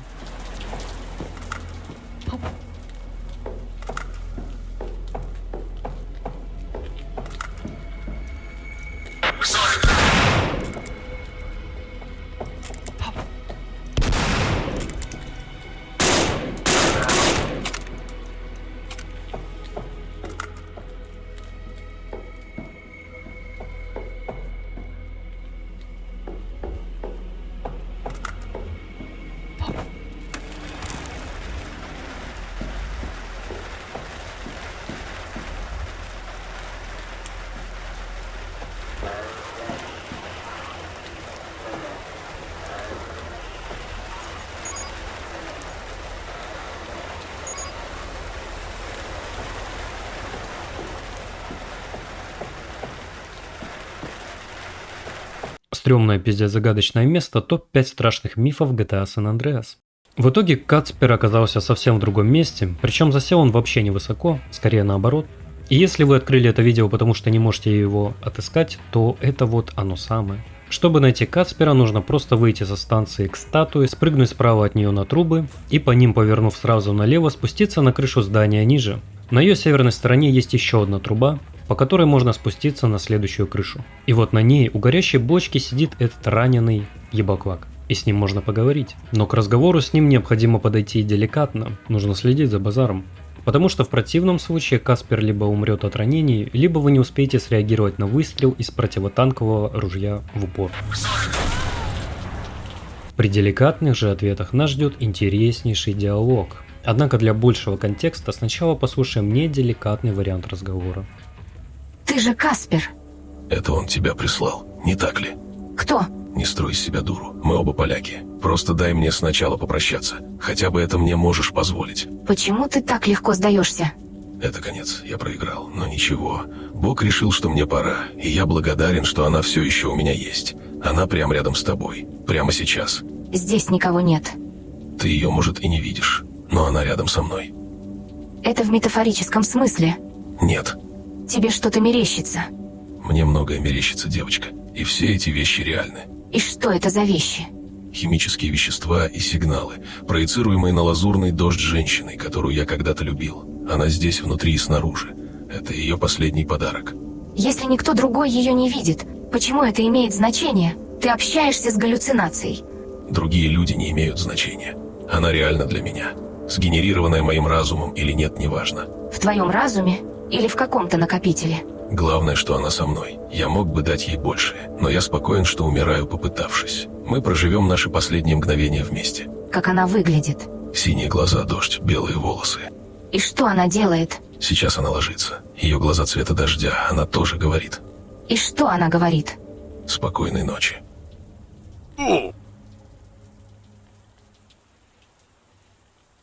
Можешь сначала хотя бы рассказать, что с тобой произошло? Я не смог должным образом дезертировать, не причинив вреда своим товарищам. Они думают, я предатель. Они не знают, почему я так поступил.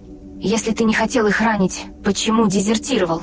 Идеологические разногласия, проявившиеся в том, что я столкнулся с предательством. Скажем лучше, что я сделал это из-за любви. Что за предательство? В этом городе есть такое, что не предназначалось для чужих глаз. Это мерзость. Я полюбил призрака, сотканного из бетона, но по воле своих хозяев мне пришлось собственными руками оборвать ее жизнь. Я больше не стану служить кому-либо. Предатели хуже врагов. Я в курсе. Ты хочешь умереть? Нет, но я смирился. Чтобы выжить, мне нужно много медицинских припасов. А если бы кто-то вывалил на тебя эти припасы?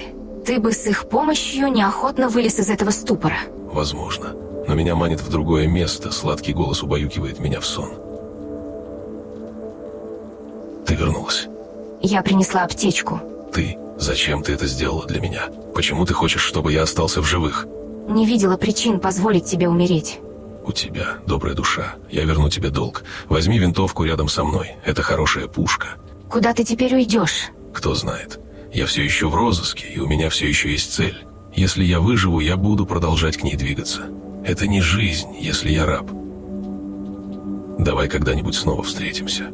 Храни тебя Бог. Ты вернулась. Да ты заебал. Запомните этот момент, пожалуйста. В общем, Касперу можно помочь, отдав ему аптечку, которую можно купить в баре или найти на локации. И затем этого шиза можно будет снова встретить на 4-м уровне, если вы его, конечно, не убьете, но об этом позже. А пока с сайд-квестами покончено, и пора перейти к 3-му варианту прохождения. В прошлых мы помогали ПСРовцам или коммунистам, а в этом мы будем работать на ЦРУ. Нихуя себе. Для этого идем в здание, в котором коммунисты пытаются скачать данные с терминала ПСР, и уничтожаем ПСРовцев. С нами выходят на связь коммунисты, говорим, что мы пришли помочь им отойти в мир иной. После чего их тоже уничтожаем. Последний выживший, скорее всего, будет бегать по всему зданию, и его будет трудно найти, но сразу после его устранения с нами снова выходят на связь.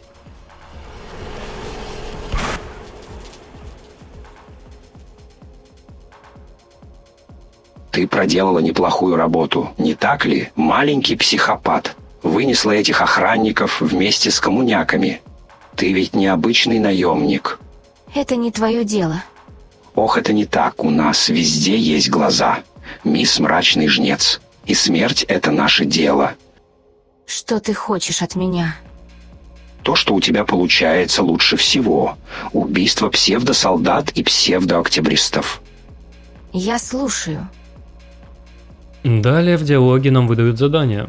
Сначала нужно украсть ПДА у лидера коммунистов, затем проникнуть в башню с ядерным реактором и загрузить там вирус на главный терминал. После этого на вершине элеватора нас будет ожидать некий агент с какой-то хорошей наградой. Спойлер, награда хуйня. Выбора у нас нет, так что соглашаемся и приступаем к делу. ПДА легко найти, находится он в коридоре, соединяющем базу коммунистов с ядерным реактором. В небольшой камере справа, дверь в которой открывается терминалом рядом. На станции чуть сложнее, там много солдат, и они ебут. Но нам нужно всего лишь снова взломать терминал, активирующий лифт, подняться на нем в центр управления и взломать главный терминал, загрузив тем самым вирус.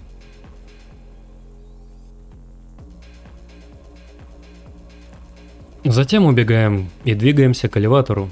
Находится он на вершине высокого здания в западной части карты, о котором я уже вскользь упоминал. Обитатели там агрессивны, и с их трупов нужно будет поднять ключ-карту, которой открывается дверь в элеватор на крыше этого здания. Внутри нас будет ожидать загадочный агент, которым внезапно оказывается та самая русская девушка из бара по имени Тита. Дальше нас, естественно, ждет очередной интереснейший диалог. С первой минуты нашего знакомства я поняла, что ты особенное знаешь ли. Я думала, ты художник-пропагандист Тита. Где-то я просто строчка в какой-нибудь платежке ПСР, а где-то я нечто гораздо большее. Тогда давай перейдем к делу. Женщина многих профессий. Ты сделала, что требовалось. Я хочу узнать больше о целях. Чего тут знать? Типичные второстепенные игроки в основном конфликте. Пешки в руках крупных игроков. Что насчет ПСР? Они заполнили вакуум власти и провозгласили себя империей. Они больше похожи на монгольские орды, чем на поликалитовцев, которых они так боготворят. Почему так нахуй? Потому что у них нет плана. Нет реально функционирующей системы, чтобы удержать власть, как только закончится военная добыча. Конечно, они грамотно и быстро захватили земли. Но сможет ли это поддержать крестьян? Значит, вы думаете, что ПСР проживет недолго? Да, и мы намерены сократить их срок. ПСР перегружена и не продумана. Она распадется на нечто меньшее, чем сумма ее частей, которые затем снова попадут под влияние основных сил. Каких основных сил? Глобальных союзов. Как Советский Союз или Европейский с поддержкой США. Разве не самонадеянно предполагать, что все вернется на круги своя? На самом деле нет. Кто еще собирается захватить эту власть? Польша станет вассалом Соединенных Штатов и Европейского Союза. И так им будет лучше. Но что если эту территорию захватит Второй Союз? Тогда наша граница окажется немного ближе к Германии, вопреки ожиданиям. А это значит, что мы действительно вернулись на круги своя. А что с пешками-революционерами? Боже, как люди, вооруженные договорным оружием и поддерживающие идеологию комиссаров, могут быть пешками. Для меня это выглядит естественно. Что будет, если они победят? Статус-кво, возникновение СССР и поддержка любимого председателя. Они ни за что так не борются, как за свое рабство. А что будет, если их свергнут? Если они перестанут выполнять приказы. Произойдет то же, что и с Черной и Зеленой армиями. Или с испанскими нереспубликанцами. Они обнаружат свинец у себя в голове. Зачем мы все это делаем? Чтобы освободить человечество от военачальников и идеологизированных безумцев. Шпионя за поляками и запутывая русских. Информация — это сила Мари. Эта информация дает нам возможность защитить их. Ладно, я выполнила задание. Хорошая работа, наемник. Такие дела. Да, вопреки устоявшимся правилам, при прохождении в роли подстилки Запада нам не нужно бежать на поезд, а достаточно завершить диалог и конец. На этом уровне еще есть несколько скрытых проходов и комнат, но нет особого смысла их показывать, поэтому переходим к следующему уровню. 4. Белград. Вернее, Reclamation, потому что разработчики не так давно его переименовали, чтобы не смущать игроков, которые думали, что игровой Белград имеет какое-то отношение к реальному. Это не так. Ох, с чего бы тут начать? Во-первых, впервые попав сюда, проходя этот уровень в первый раз, в первую очередь вы, скорее всего, обосретесь. Ну или же задушитесь. Однако при повторном прохождении, когда вы здесь освоитесь и примерно запомните, где что находится, уровень раскроется, преобразится, появится такой чиловый комфи-вайбик. В общем, как дома.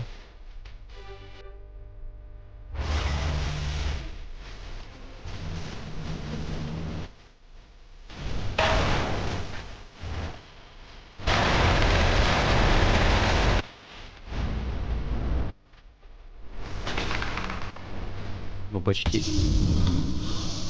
Вариантов прохождения здесь 4.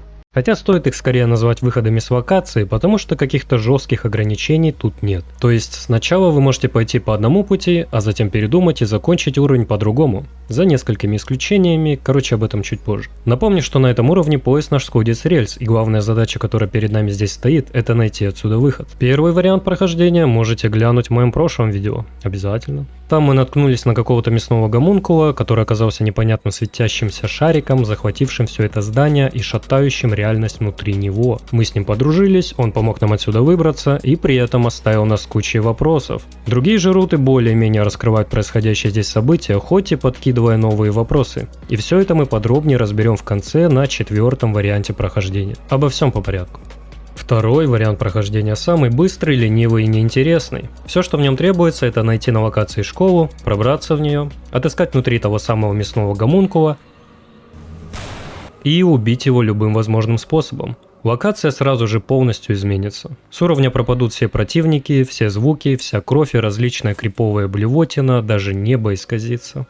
А нам же нужно будет просто спрыгнуть либо в вентиляцию, либо в самый низ этой башни с любого выступа. На определенной высоте срабатывает скрипт, и уровень завершается, подразумевая, что мы отсюда выбрались. Мари едет на поезде посреди зловещей черноты, отчего кажется, что мы сделали что-то не так. Да, и будьте осторожны, прыгая с башни. Тут можно либо разбиться, либо, блять, как я, разбиться, буквально влетев в конечную заставку. Ну охуеть, вроде сдох, а вроде пресс F to continue. Вот это выбор. Третий вариант прохождения тоже завязан на конфликте с мясным гомункулом. Я правда не знаю, как его называть. И тут уже стоит кое-что прояснить. Читая записки на локации, вы поймете, что светящийся шарик – это девочка по имени Стасия, не путать с Кассией, над которой здесь ученые в говне печеные ставили эксперименты. В результате Стасия превратилась в некую трансцендентную сущность, которая захватила в этой башне 2 сдерживающих магнитных противовеса, и с их помощью стала искажать реальность, не давая никому отсюда выбраться. Это если вкратце. Так как мясной гомункул является всего лишь проекцией Стасии, убивать его нет смысла, вместо этого нужно убить саму Стасию, то есть светящийся шарик в глубинах башни. И сделать это можно несколькими способами. Адекватно, или как я, по-ебанутому. Игра позволяет. Адекватный способ подразумевает, что мы не будем разговаривать с Ахигао выкидышем, а вместо этого сразу же пойдем к самой Стасии. В таком случае при первой попытке проникнуть в ее логово стартует непонятная кат-сцена с вырыванием хребта. Видимо, ебаные продавцы хребтов до нас все-таки добрались. А затем нас телепортируют к одному из магнитных противовесов. Первый из них находится примерно чуть ниже середины основной башни этой локации. Спускаясь по ней, вы его точно не пропустите. Его охраняет куча кукол, а сам из себя он представляет вот такой дрыгающийся шар. Вроде бы его можно расстрелять, но я не проверял, и вместо этого его просто взломал с помощью стоящего рядом терминала. Шарик сам с диким пердежом плюхается на землю, снося все вокруг, включая себя.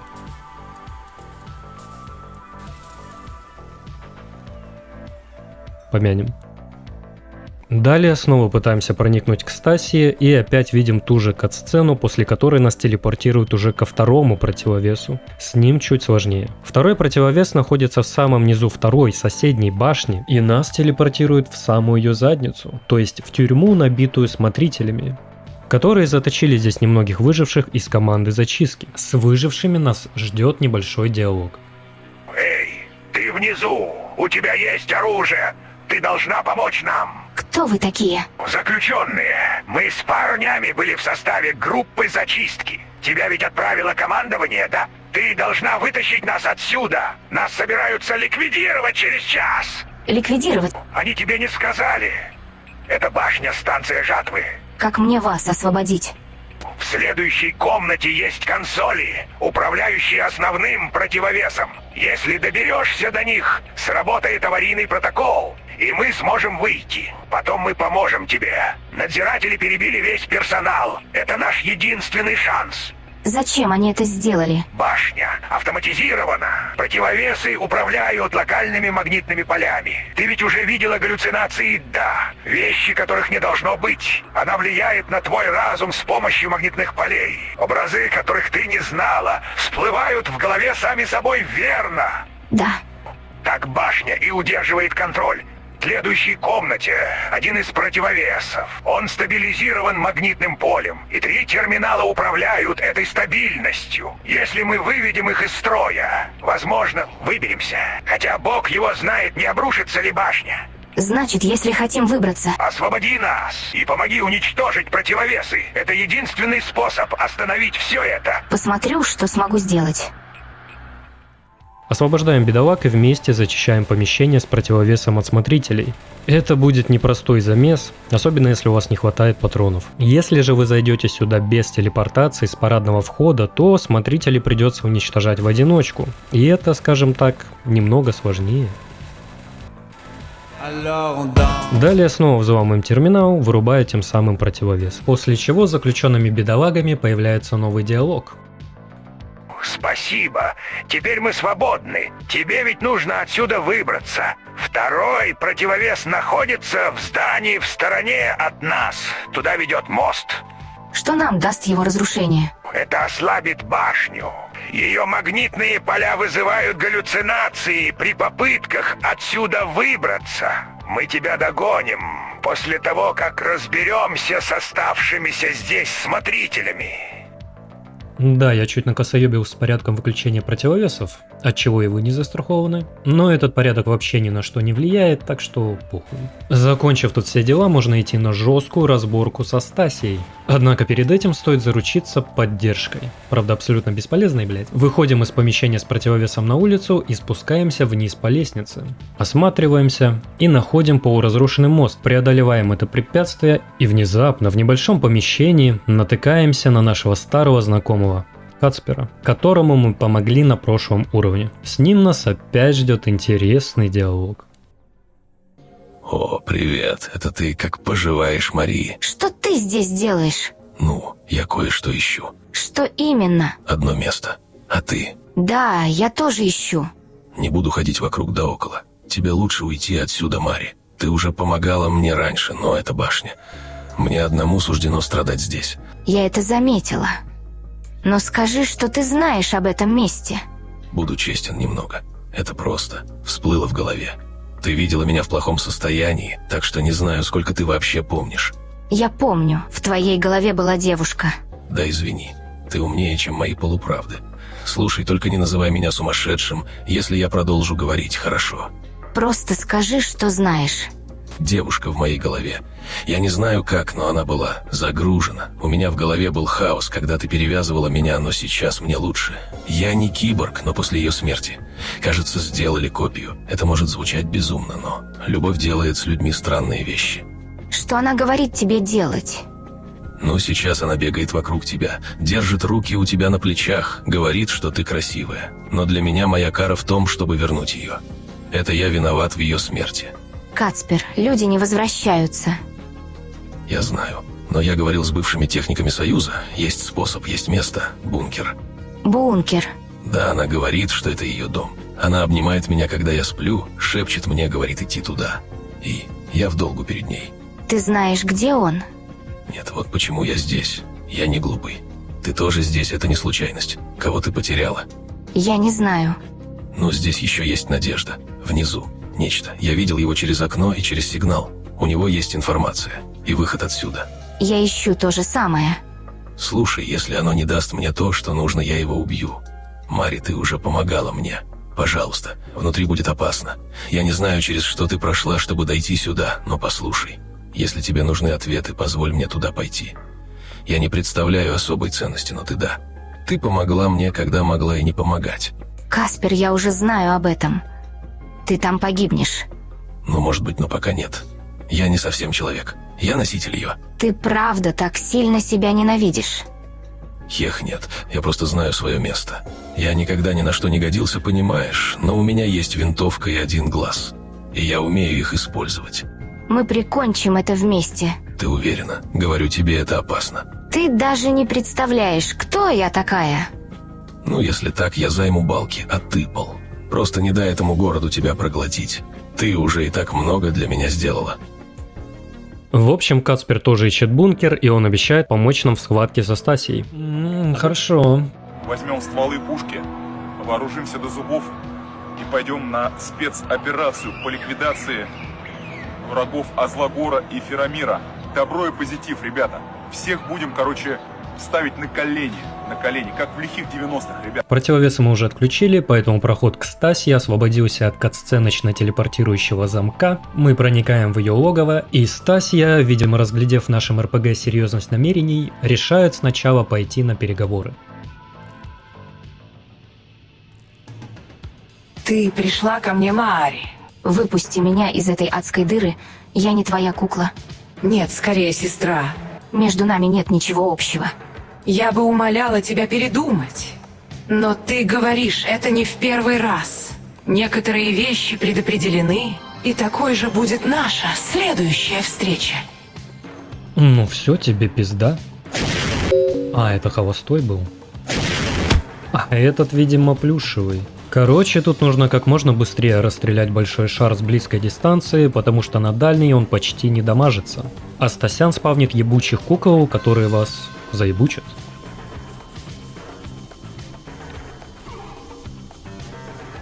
Проститутки. Кацпер приходит к нам на помощь, даже куда-то там стреляет, но на него не стоит особо надеяться, у него своя атмосфера. Лучший вариант здесь либо найти патроны для пулемета, я не нашел, или большой магазин для пистолета Макарова, или же подобраться к Стасии, заабузив дрон. Вплотную она чуть ли не ваншотится с дробовика. После уничтожения шара Стасия появляется перед нами в поверженном обличии и стартует небольшой диалог. Ты не понимаешь, что натворила моя я. Угасаю. Скажи мне тогда, сестра, где находится бункер? Иди на поезд позади меня.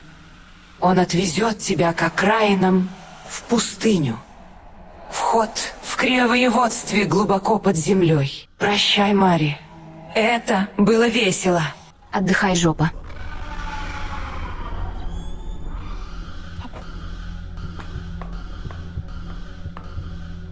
Затем в двери, ведущей к лифту, открывается выход с уровня. Бежим в него, и победа. Победа адекватная. Ебанутый способ уничтожения Стасии чуть проще, быстрее и тупее. Хотя это как посмотреть. В чем суть? В логово Стасии нас не пускает катсцена до тех пор, пока мы не уничтожим противовесы. Или же, пока мы не договоримся с ее проекцией в виде мясной ебалы. Забиваем вообще на противовесы, договариваемся с проекцией. Через вентиляцию сразу же топаем к Стасии. Она теперь не агрессивна. Кукол нет, никто не трахает. Затем, чтобы подобраться поближе к шару, спокойно обузим дрон. Для этого подбираемся к шарику как можно ближе. И в момент, когда уже совсем ни хрена не видно, включаем дрон-разведчик. И он всегда запускается по направлению взгляда героини, показывая, куда мы сейчас целимся. Включаем, смотрим, где стоим, отключаем, делаем пару шагов вперед. Снова включаем, делаем пару поворотов, бам нахуй. Далее стартует тот же диалог, и после него можно бежать на выход с уровня. Все как при адекватном прохождении. Конец. Или же вместо выхода можно пойти отключать противовесы, чтобы получить секретную вертолетную концовку. Ну, условно секретную, и для нее вообще не нужно убивать Стасию. Однако при особом усердии тут можно сесть на оба стула, и об этом чуть позже. Короче, переходим к четвертому варианту прохождения этого уровня. И здесь уже мы чуть подробнее затронем сюжет, потому что нам все еще не до конца понятно, кто такая Стасия. Известно только, что это девочка, над которой ставили эксперименты. А каким образом она дошла до такого состояния, не ясно. С целью разобраться в этом, с самого начала уровня от первой основной башни двигаем ко второй, заполненной смотрителями.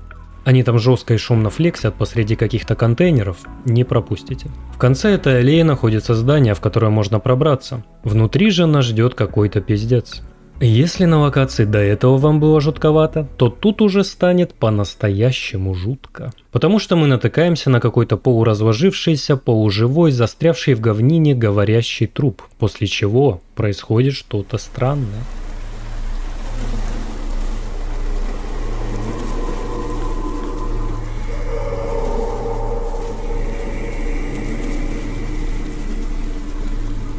ты живой или нет? Кто здесь? Я не вижу тебя. Я не вижу. Что с тобой случилось? Беги. Пожалуйста, беги. Как ты?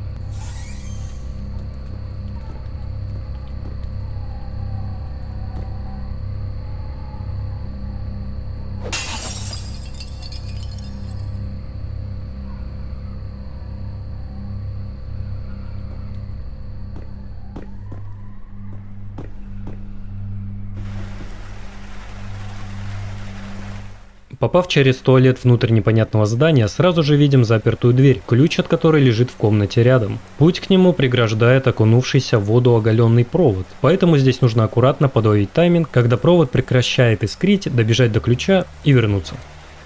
А далее открываем дверь и выходим на крышу.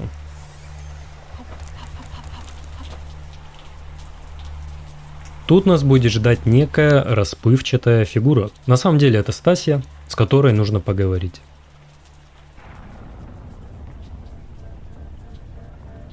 Привет, Мари. Как ты узнала мое имя? Ты каждый раз это спрашиваешь. Ну, это нормально. Ты ведь все еще жива, да? Что ты имеешь в виду? Извини, здесь много народу. Тот солдат, с которым ты разговаривала, умер 10 лет назад. Так что я не всегда уверена.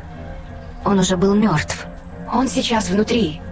Думаю, его останки все еще где-то рядом. Они так иногда делают. Эффективность этой башни уже не та, что раньше. Это башня. Я до этого была в башне. Как я сюда попала? Ты просто видишь мое собственное пространство. Хотя даже здесь у меня проблемы с построением тела. Значит, это проецируемое пространство, электрическое. Мне всегда нравится, когда ты говоришь о вещах, о которых не знаешь. Что?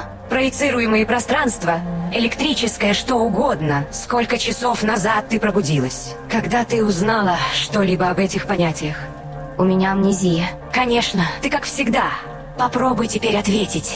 Когда ты узнала о проецируемых пространствах? Что насчет Второго Союза? Ленина, Пилсудского? Я не могу на это ответить. Я просто узнала об этом в какой-то момент. Бессознательно.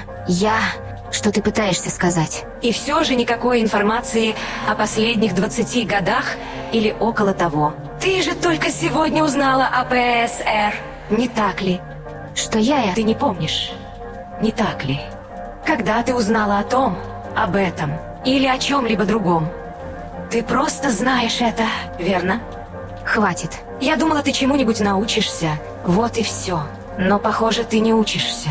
Только впитываешь то, что они тебе скармливают. Ты с этим родилась. С этим и умрешь. Я не могу вспомнить. Полагаю, ты думаешь, что мы впервые с тобой ведем этот разговор.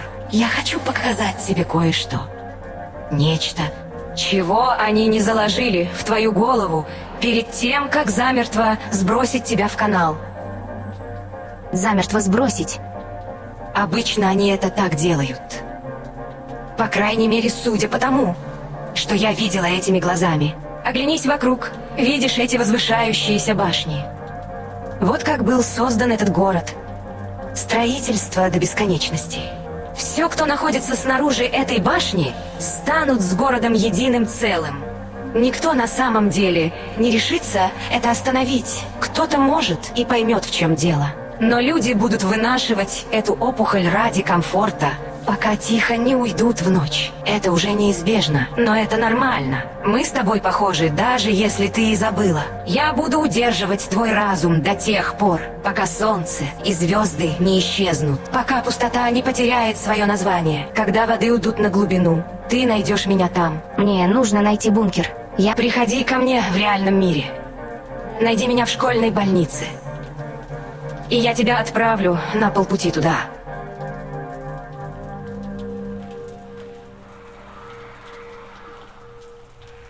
Такие дела. Стася просит нас найти ее в школе, однако мы это уже не раз проходили. После этой сцены диалоги с ней в образе живой кровавой колбасы не поменяются, поэтому забиваем болт. И идем дальше исследовать вторую башню, дабы пройти на вертолетную концовку. И на нее, пожалуй, труднее всего выйти случайным образом, просто пытаясь хоть как-то пройти этот уровень. Потому что путь до вертолета слегка запутан. Сейчас увидите. С вершины первой башни снова спускаемся на крышу перехода ко второй башне. Переход слегка разрушен, но мы с помощью паркура проникаем внутрь. Здесь есть небольшой кроваво-засранный проход, который ведет в комнату с ямой, в которой видно какое-то помещение. Далее, игнорируя цепи, забегаем в яму, совершаем сумасшедший эйрджамп и залетаем во внутренние помещения второй башни. Тут уже жестко флексят куклы, однако если их избегать и не трогать, они ответят вам тем же. Тут, подойдя к дыре в стене, можно заметить пролетающий самолет.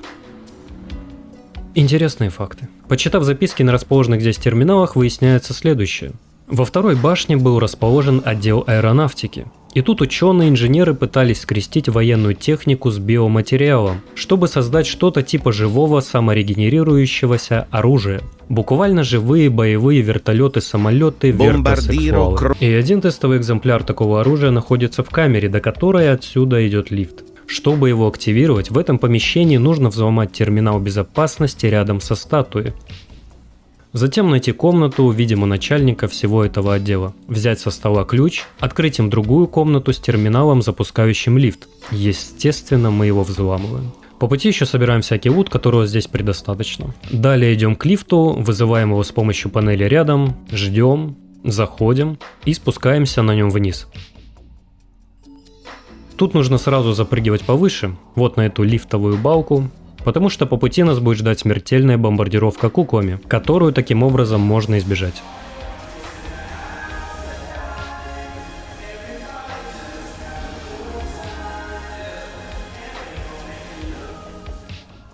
Переиграли как дешевок. Спуск вниз довольно долгий, и бомбардировок будет несколько. Однако, если спокойно чилить тут на краешке, то мы в безопасности. Внизу нас ждет проход к вертолету, говорящему.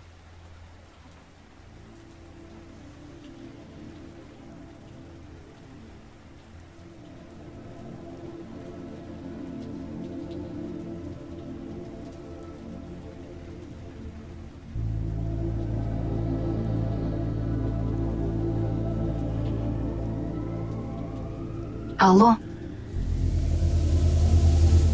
Это она. Прислала тебя дитя?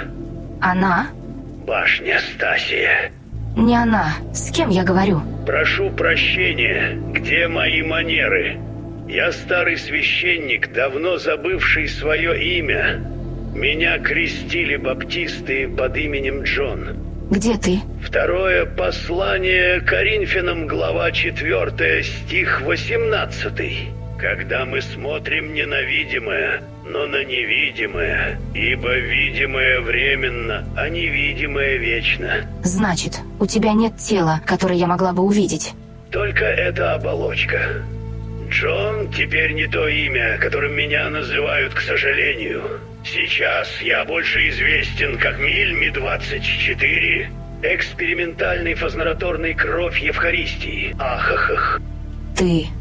Они встроили тебя в вертолет как управляющую систему. Да, не самая моя любимая птичка на самом деле. Голубь приносит мир, но я стал чуть ближе к стервятнику. К сожалению, что тебя сюда привело, дитя. Но в чем смысл? Автоматические воздушные юниты. Если мои подозрения верны, похоже, я был прототипом. Как только я стал идеальным в этой камере, они произвели еще, к сожалению. С тех пор я, сделал это место своим монастырем. Кто с тобой это сделал? Я точно не знаю, но я молился за каждого. Конечно, слышал кое-какие мелочи тут и там. Думаю, это один из тех забавных секретных проектов, которые так любят Советы. Советский Союз больше не существует, его много лет назад сменил Второй Союз. Правда. Я действительно был здесь очень долго. Что с ним случилось? Была короткая война с Западом. Власть часто переходила из рук в руки. Теперь этим городом управляют поляки. Польша вернулась. Теперь ты правда приносишь мне хорошие новости. Да благословит тебя Бог. А как насчет церкви? Я не знаю, я на самом деле никогда особо не была религиозной. И ты солдат, ты боишься смерти? Нет, иногда. Я не могу прочитать тебе проповедь в своем состоянии, но ради твоей души ты крещена, дитя. Я так не думаю. Как тебя зовут, дитя? Мария. Мари, хорошее имя. Я не могу помочь тебе в своем нынешнем состоянии, но могу предложить тебе немного надежды. В твоем пути примешь ли ты крещение? С этой водой, пруд перед тобой. Я приму. Ну, мы все довольствуемся тем, что у нас есть. Войди в воду. Мы просим тебя, Отче, через твоего Сына не спаслать Святого Духа на воду этого источника. Пусть все, кто погребен со Христом в смерти крещения, также воскреснут с Ним к новой жизни. Мы просим об этом через Христа, Господа нашего. Все. Аминь. Мария, я крещу тебя во имя Отца и Сына и Святого Духа. Даже если мы оба застряли в этом темном месте, не теряй надежду. Один взгляд говорит мне, что ты многое пережила, Мари. Да благословит тебя Бог. Кто такая Стасия? Она есть или стала мерзостью. Бедная девочка, ее бред заставляет думать, что она эта башня. Она больше не может узнать ни свое тело, ни душу. Она даже больше не помнит, кем была. Кем она была раньше? Ученая 30-летняя, но теперь она думает, что она маленький ребенок или принимает такой облик. Это наполняет ее ненавистью. Я ищу кое-что. Старый бункер, ты знаешь что-нибудь об этом? Об этом я слышал. Я скажу тебе, где он за пределами города. За окраинами, в пустыне. Но тебе будет трудно покинуть это место. Как нам выбраться? В этом здании есть 2 противовеса. Они удерживают бедную Стасию в иллюзиях и страданиях, как и все остальное здесь. Это состояние мерзости. Это исказит твой разум, если ты попытаешься сбежать, и это удерживает меня здесь. Но если ты уничтожишь оба противовеса, я смогу вывести нас отсюда. Я стану свободным и унесу тебя так далеко, как смогу. Я найду и уничтожу противовесы. Как-то так.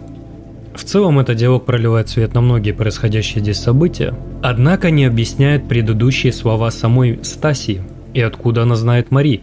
Но к этому мы вернемся позже. Сейчас же, согласившись с планом священника вертолета, теперь уже с Божьей помощью отправляемся уничтожать противовесы. Из камеры идет мост к основной башне, на котором до вас доебется очередная кукольная дура. Ее можно красиво размансить, а рядом в небольшом арсенале находится ее подруга, с которой разговор короткий.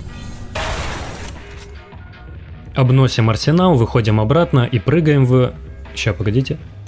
Прыгаем в дыру, ведущую наружу здания. Тут нужно будет аккуратно спускаться вниз по всяким трубам и кондиционерам. Путь тернист, опасен. Однако он выведет нас на лестницу, спускаясь по которой мы выйдем прямо к первому магнитному противовесу. А дальше все, как уже было показано ранее. Проходим через кукол, некоторые из них особо буйные. И вырубаем противовес. Так как мы не поговорили со Стасией в школе, и так как мы вообще не будем лезть в ее логово, до второго противовеса придется идти пешком, без телепортации. Но на самом деле до него можно вообще не идти. Вот так вот. Потому что можно воспользоваться багом. Хотя, возможно, к моменту выхода этого ролика баг уже исправлен. В чем тут суть? Противовес, падая, пробивает пол и открывает нам путь вниз, который ведет к стоящему тут лифту. С ним рядом стоит терминал. Он тоже отключает этот противовес, который мы уже уничтожили. И стоит тут на случай, если игрок пришел сюда снизу, поднявшись на этом лифте, и уперся в еще не разрушенный шаром потолок. Я его тут взломал, и у меня сработала заключительная кат-сцена, как будто я отключил второй противовес. Ну и уровень завершился. Победа, блять. Видимо, триггером для конечной заставки тут является число взломанных терминалов, отвечающих за противовесы. И если для уничтожения второго противовеса нужно взломать 3 терминала, тогда игра засчитает нам 1 сбитый противовес, то для уничтожения первого нужно взломать 1 терминал. И когда мы в этой комнате взламываем 2 терминала, то игра засчитывает нам 2 уничтоженных противовеса. что триггерит концовку. В общем, такой небольшой обузный баг. Не знаю, зачем я это мусолю. Короче, загружаемся, блядь. Заново все это пробегаем, чтобы честно пройти уровень на вертолетную концовку. Запрыгиваем в лифт и, о ужас, тут вас снова может настигнуть баг. Почему-то после загрузки у меня вся локация обратилась в потемки, добавив антуражек и не без того жуткой локации. После перезахода в игру все исправилось, но несколько футажей я записал с этой темнотой. Потерпите. Короче, спускаемся на лифте к набитому куклами помещению, игнорируем это недоразумение и сразу спрыгиваем вниз с контейнером.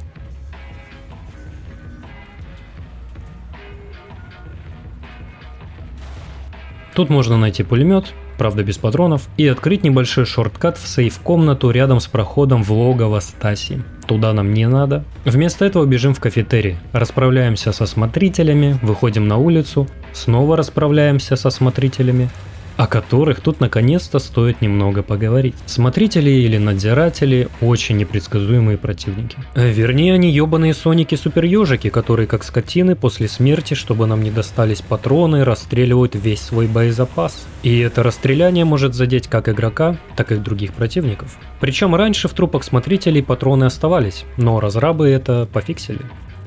Обидненько. Вот и поговорили.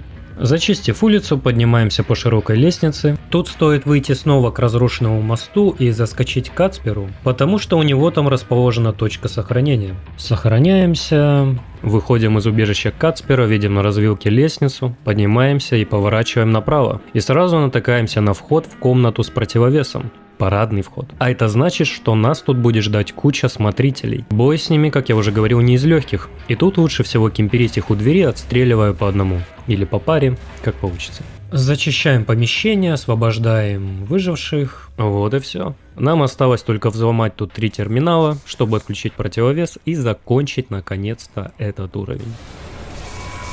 Теперь все закончено, ты спасла меня от моей участи и положила конец этому мерзкому извращению. Думаю, справедливо будет, если теперь мы воспарим, словно голуби. Да хранит тебя Бог Мари. Пойдем отсюда.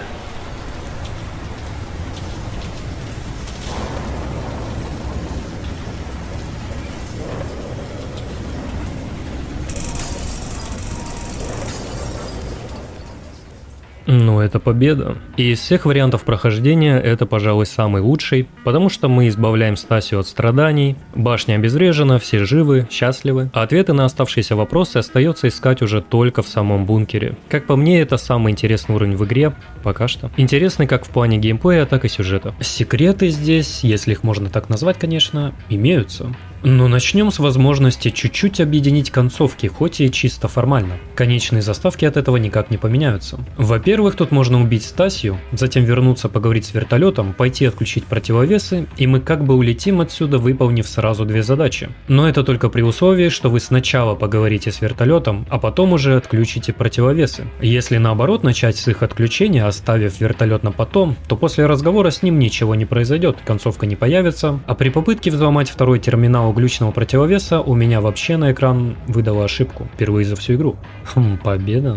Во-вторых, можно убить Стасию, а затем вернуться к ее проекции и, так сказать, добить выживших. Отчего мы выйдем обратно к проклятой черной концовке. В-третьих, при убийстве проекции Стасии, несмотря на то, что путь в ее логово становится недоступен, ведь на низинах башни уровень сам завершается, все еще есть возможность пройти локацию на все другие концовки, кроме вертолетной. Потому что вертолет тупо пропадает. И для этого нам необходимо заабузить сейф. Честным способом не получится. И как это сделать, я узнал из другого видоса, вот с этого канала. Там вы и можете посмотреть на это безобразие, оставлю ссылку в описании. Для чего же нужно было разбирать все эти возможности? Да просто если у кого-то появится мысль их проверить, не тратьте время. Перейдем к секретам. Ко второму противовесу в тюрьму можно попасть с помощью телепортации прямо из школы на вершине башни, заценив при этом по пути странную картину. В школе прыгаем в дыру, затем перебегаем в дальнюю часть комнаты, находим спуск вниз с лестницей.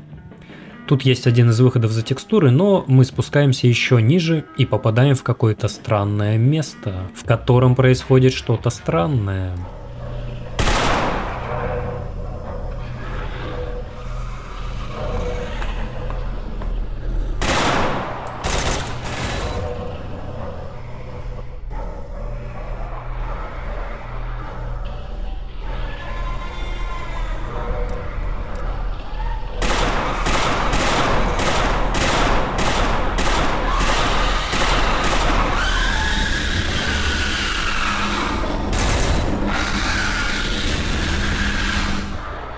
После лютых криков мы телепортируемся в тюрьму.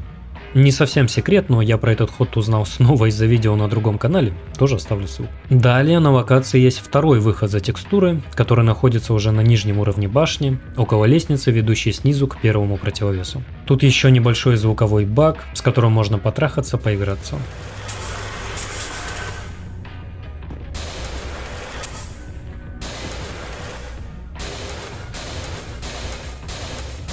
Из-за текстуры здесь можно пробраться через стены прямо в логово Стаси, миновав тем самым катсценочно телепортирующий замок без отключения противовесов. Еще один абуз на всякий случай. В общем, в Белграде Reclamation можно еще многими странными вещами заниматься до тех пор, пока вы не решите подольше и поподробнее исследовать проклятую версию этого уровня, уничтожив проекцию Стасии. Потому что после ее убийства, спустя какое-то время, неведомая невидимая хуйня будет вас преследовать по всему уровню и при поимке загружать на предыдущий сейф.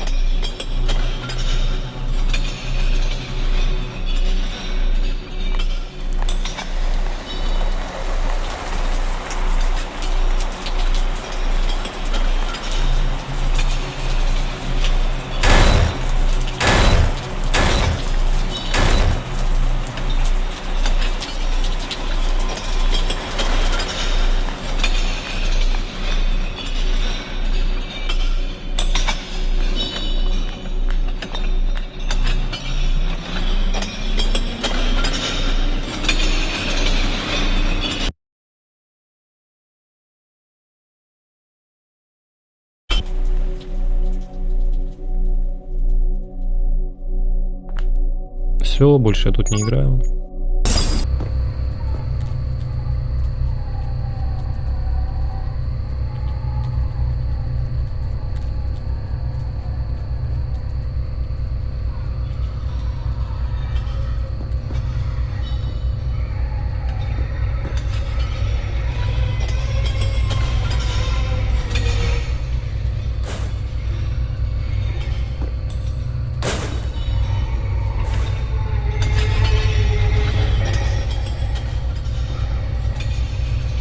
Пятый уровень. Карабаш. Заключительный.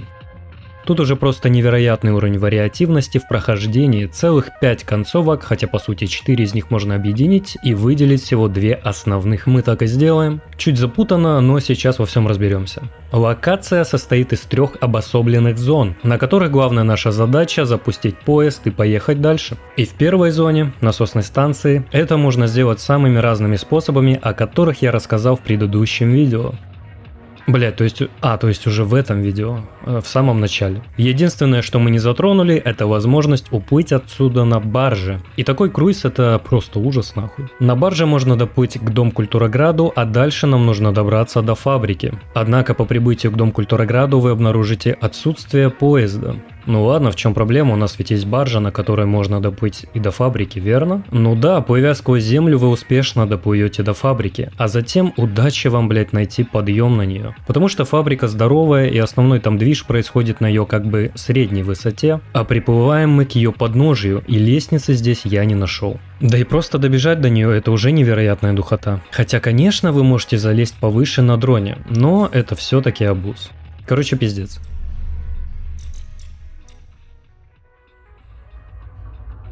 Ну и стоит тут сказать про местную водичку. Я даже не знаю, как это писать, сами полюбуйтесь. Она немного иллюзорная, и ее по сути нет. Во второй зоне, Дом-Культурограде, происходит сюжетная развилка в зависимости от того, поможете вы Искандеру или нет, что повлияет на будущее прохождение фабрики и концовку. То есть тут у вас есть выбор встать на сторону ПСР или на сторону Искандера. Больше ничего важного здесь натворить не получится. К прохождению за Искандера мы еще вернемся. А сейчас перейдем к фабрике. В начале ролика мы прошли ее, помогая капитану Томашу.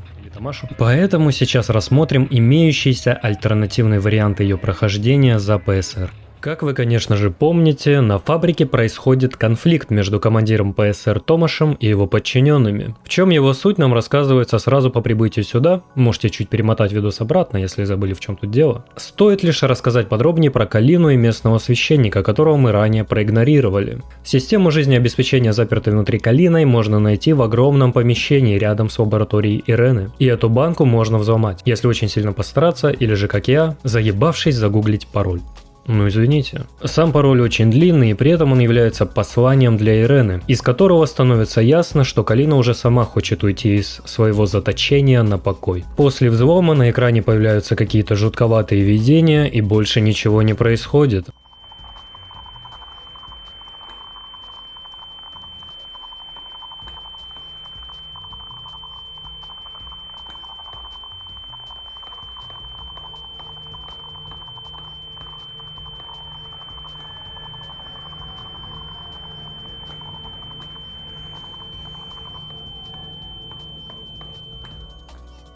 Однако в лаборатории вы можете заметить огромную сферу, внутри которой находится тоже Калина. Либо это ее настоящее тело, либо какая-то ментальная проекция, или в банке заперт ее разум. Объяснений этому пока нет, а я не ебу, я не умный человек в очках. Выглядит она точно так же, как Стасия. Ее тоже можно убить. И выяснил я это случайно. Произошел некий инцидент. Ну, знаете, чисто так обезьяна, блять, нашла себе игрушку, причем здоровенную, даже в инвентарь не сразу помещается. Думает, а что, ебанет? Вроде не должно. И вообще, несмотря в экран, не целясь,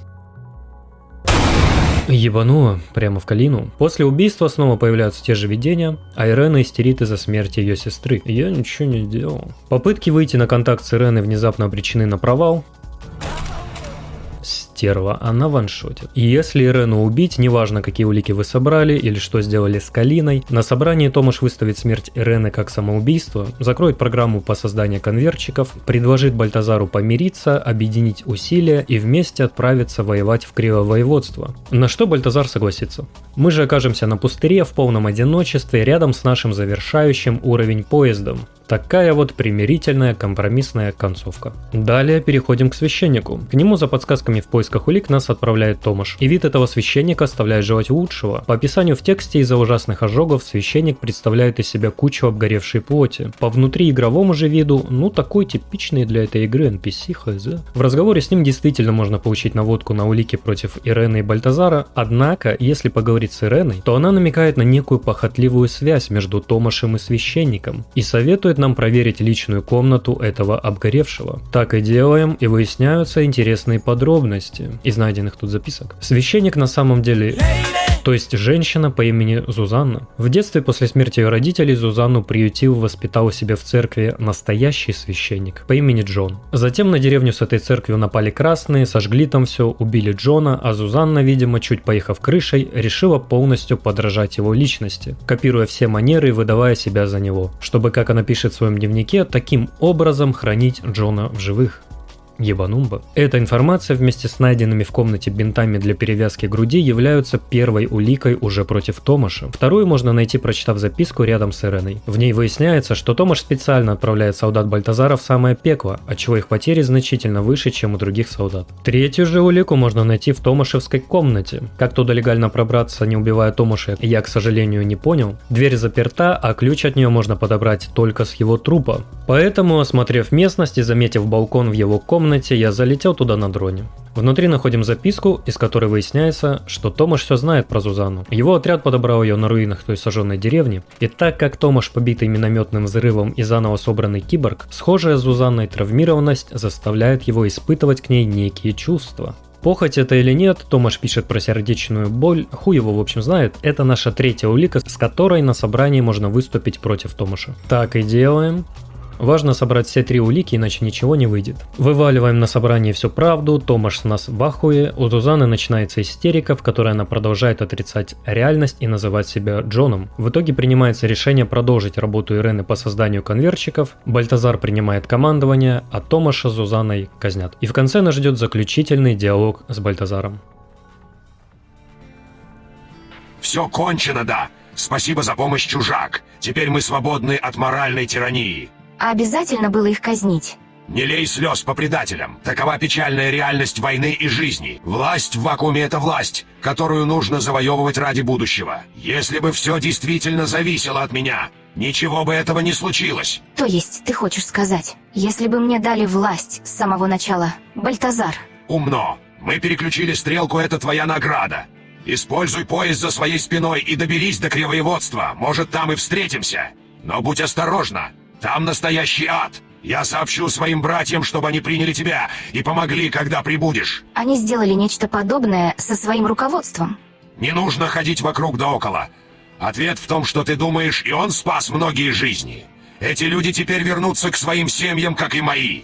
Руководство часто становится смертным приговором для солдат. Полагаю, это просто человеческая природа. Это всего лишь человеческая природа. А что ты будешь делать теперь? Продолжу бой. Мы вернемся с конвертчиками к нашим людям в Кривоеводство и спасем их жизни. Я никогда не брошу тех, кто дал мне причину сражаться дальше. А что будет, когда вы победите? Что ты сделаешь, когда вакуум власти исчезнет? Мы пойдем на Варшаву, когда эта война закончится, чтобы никто больше не пострадал от тирании войны. За этим придет мир. Володенька, мы же тоже умеем бегать, Володя. Я не думала, что они их убьют. А что еще могло случиться? Изгнание, может, смена власти, но не смерть. Ты чувствуешь себя виноватой? Не совсем. Но зная Бальтазара, без врага, на котором он сконцентрирует все внимание, скажем так, когда твой единственный инструмент — молоток, все вокруг начинает больше походить на гвозди. Что будет с тобой и твоей сестрой? Мне уже дали контракт и приказы завершить программу конвертчиков и преобразовать или законсервировать мертвых. Калина будет жить пока что.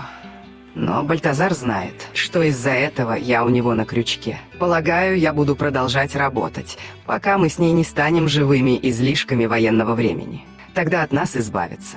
У тебя нет никакой надежды. Просто реальность такова. Но я буду жить. Ох, то есть я все еще жива. Ну а далее, как обычно, запрыгиваем на поезд и завершаем уровень. Однако при прохождении за ПСР есть еще одна концовка. На случай, если вы где-то просчитаетесь, и просчитаться тут можно по-разному. Во-первых, просто решив тут всех поубивать. Это отменит предстоящее собрание, начнется адский замес, и чтобы отсюда уехать, нам придется подобрать с трупа Томаша ключ-карту и самим активировать наш поезд с помощью терминала. Далее снова оказываемся в одиночестве на пустыре и уезжаем отсюда. Во-вторых, вы можете убить Бальтазара, отчего на собрании его солдаты сбунтуются и тоже начнется адский замес, бойня, война всех против всех. В-третьих, вы можете сказать на собрании, что не нашли вообще никаких улик, после чего Бальтазар назовет Томаша каким-то очередным непереводимым словом, а затем начнется война всех против всех, бойня и адский замес. Ну и в-четвертых, тут можно заспидранить фабрику, сразу убить Томаша, подобрать с него ключ-карту, влететь в его комнату, активировать терминал и оказаться у поезда. Только, господа, поезд поездом, а собрание никто не отменял. Поэтому, если его дождаться, то вас телепортируют обратно на фабрику. Причем даже в концовке, но уже где-то там на фоне.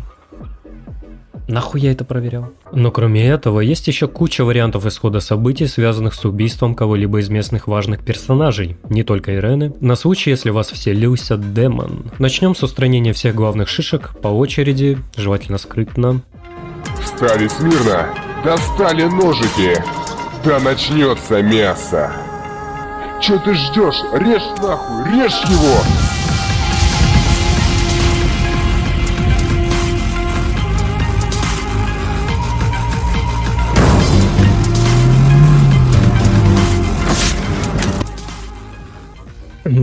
Ну, в общем, всех убиваем, если незаметно, то всем похуй. После чего на собрании солдаты слегка удивятся отсутствию их командиров, ну и нас попытаются захуярить. Успешно. Далее подбираем карточку с трупа Томаша, всех раскидываем и уезжаем. Если убить только Томаша и Бальтазара, то нас прикажут ликвидировать выжившие дамы. Если убить Томаша и Ирену, или же только Томаша, Бальтазар свалит всю вину за их смерть на Зузанну, прикажет ее казнить, и мы тупо выйдем на концовку Бальтазара. Если убить Зузанну и Бальтазара, Ирена с Томашем не поймут, что происходит, но в итоге попробуют нас захуярить. И если убить только Зузанну, то мы снова выйдем на концовку с убийством Ирены, Бальтазар с Томашем помирятся, Ирену обвинят в убийстве и казнят, после чего мы снова окажемся у поезда в полном одиночестве. Убивая же только Томаша и Зузанну или только Ирену с Бальтазаром, мы просто выходим на концовки выживших соответственно. Если убить всех кроме Томаша, то с ним на собрании произойдет забавный диалог. А где все? Я не уверена. Священник, Ирена и Бальтазар, где они? Я не знаю. Мария, я попросил тебя найти информацию, и теперь важные люди пропали. Последний раз спрашиваю, ответ очевиден. Ответь сейчас же, где Ея Онии? Все Еи. Я сказала Яя, не Е, знаю. Ты предатель. Я ничего не делала. Теперь как мне переключить развязку? Я не виновата, что эти дураки не пришли. Может, они ленивые.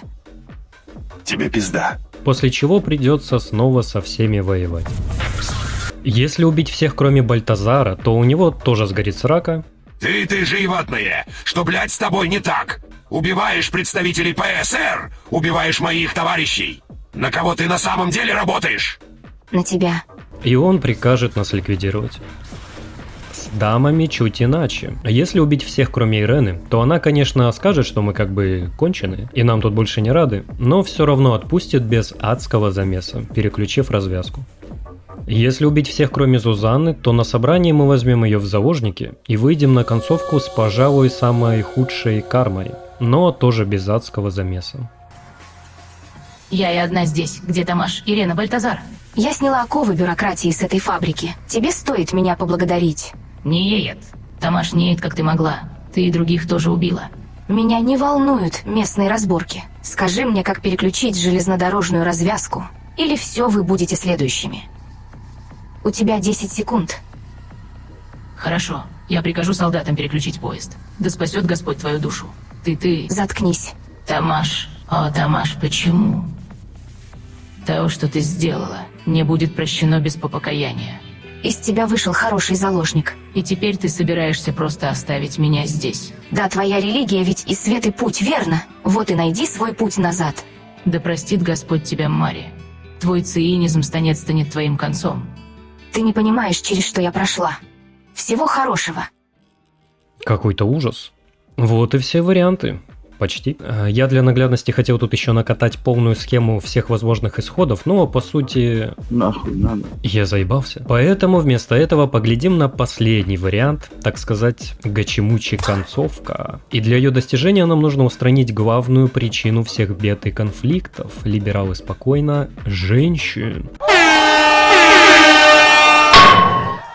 То есть необходимо убить Ирену и Зузанну, после чего на собрании произойдет все то же самое, что и при убийстве одной только Ирены, но теперь около поезда нас будет поджидать еще один диалог с Бальтазаром. Так вот к чему все пришло, да. Твой священник мертв, а Ирены больше нет. Полагаю, я не могу утверждать, что это сделал ты, но мне невольно приходит мысль. Не была ли смерть священника способом переложить вину за кончину Ирены с нас? Скажи мне, разве это не безнравственно? Успокойся, Бальтазар, не превращай эту трагедию в политику.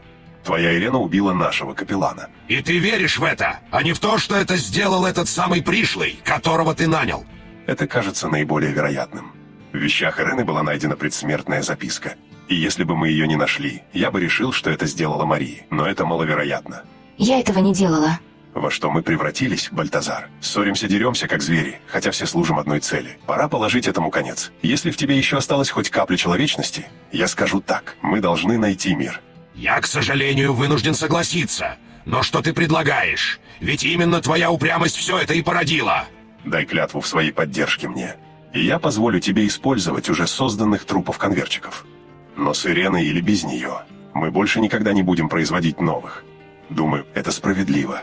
Хорошо, мы договорились. Давай зароем топор войны, Томаш. Слишком много крови было пролито, слишком много смертей. Мы переключили узел позади тебя. Томаш сейчас у могилы священника. Кажется, это сильно его задело, но я не могу винить его за это. Что теперь будет? Мир, полагаю. У нас больше нет причин для внутренних расприй, у нас было больше общего, чем мы думали. Забавно, как смерть может привести к этому. Так или иначе, я знаю, это ты сделала. Что? Томаш глуп, если думает, что Ирена могла застрелить священника. Но я знаю, что он сам бы не отдал приказ убивать его. Ты выявила источник конфликта, и в итоге это принесло пользу мне. Ты все еще жаждешь власти, значит. Ты хочешь воспользоваться горем Томаша? Конфликты за власть еще будут, но теперь без крови. Уходи сейчас и больше никогда не возвращайся. Я хорошо тебя порекомендую своим братьям в Кривовоеводстве.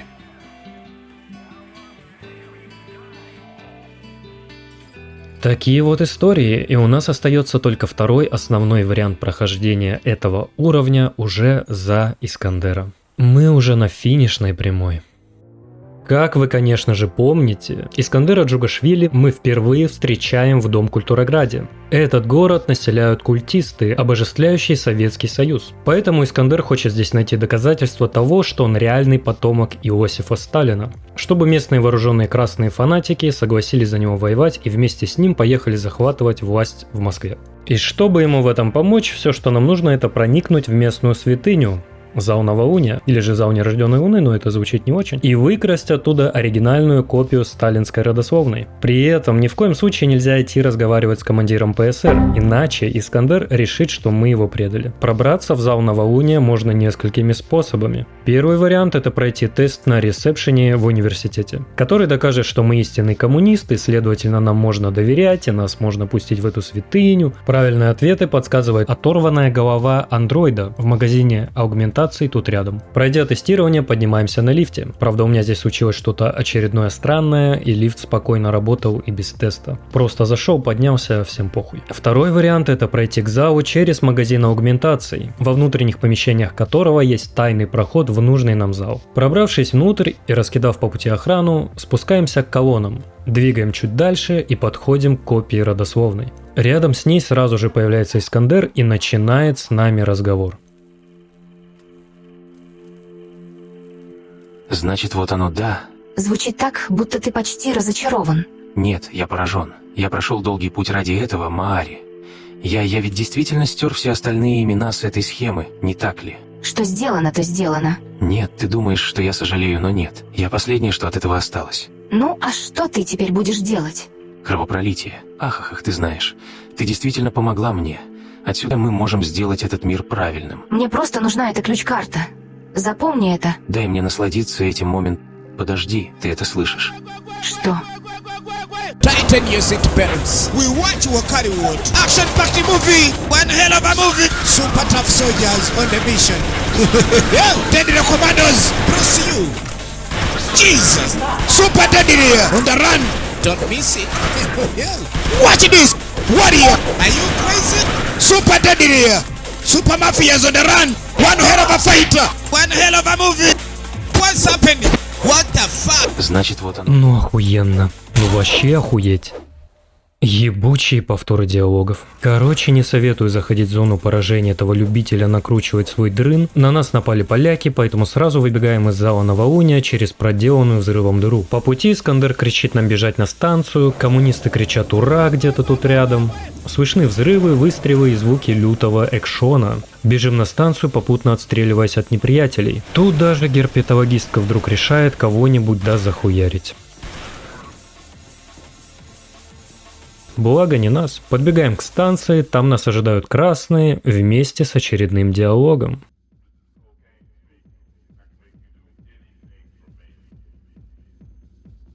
Стой, девчонка, ни шагу дальше. О, и чего же ты хочешь? Не пытайся прикинуться дурочкой. Я видел тебя внизу с бонапартистом. Ведь твои люди ему тоже помогали. И больше не будет. Его право по рождению уже давно опровергнуто. Только не говори мне, что ты так легко поддаешься пропаганде. Это не пропаганда. У меня есть схема из архива, он законный наследник. Это подделка, фальшивка. Тогда почему все остальные имена стерты, чтобы скрыть его на той же схеме? Скажи мне, какое имя должно было стоять в конце? Я, солдаты к оружию. Похоже, они тебя больше не особо слушаются. Товарищи, винтовки давай! На твоем месте я бы не стала так делать. Здесь говорю я, Пшек. Ты и твоя шлюха Кюри со своим радием лишь отрава для этой земли. А теперь скажи-ка, где наш нищий принц? Может, я и отпущу тебя, если расскажешь. Прямо за тобой.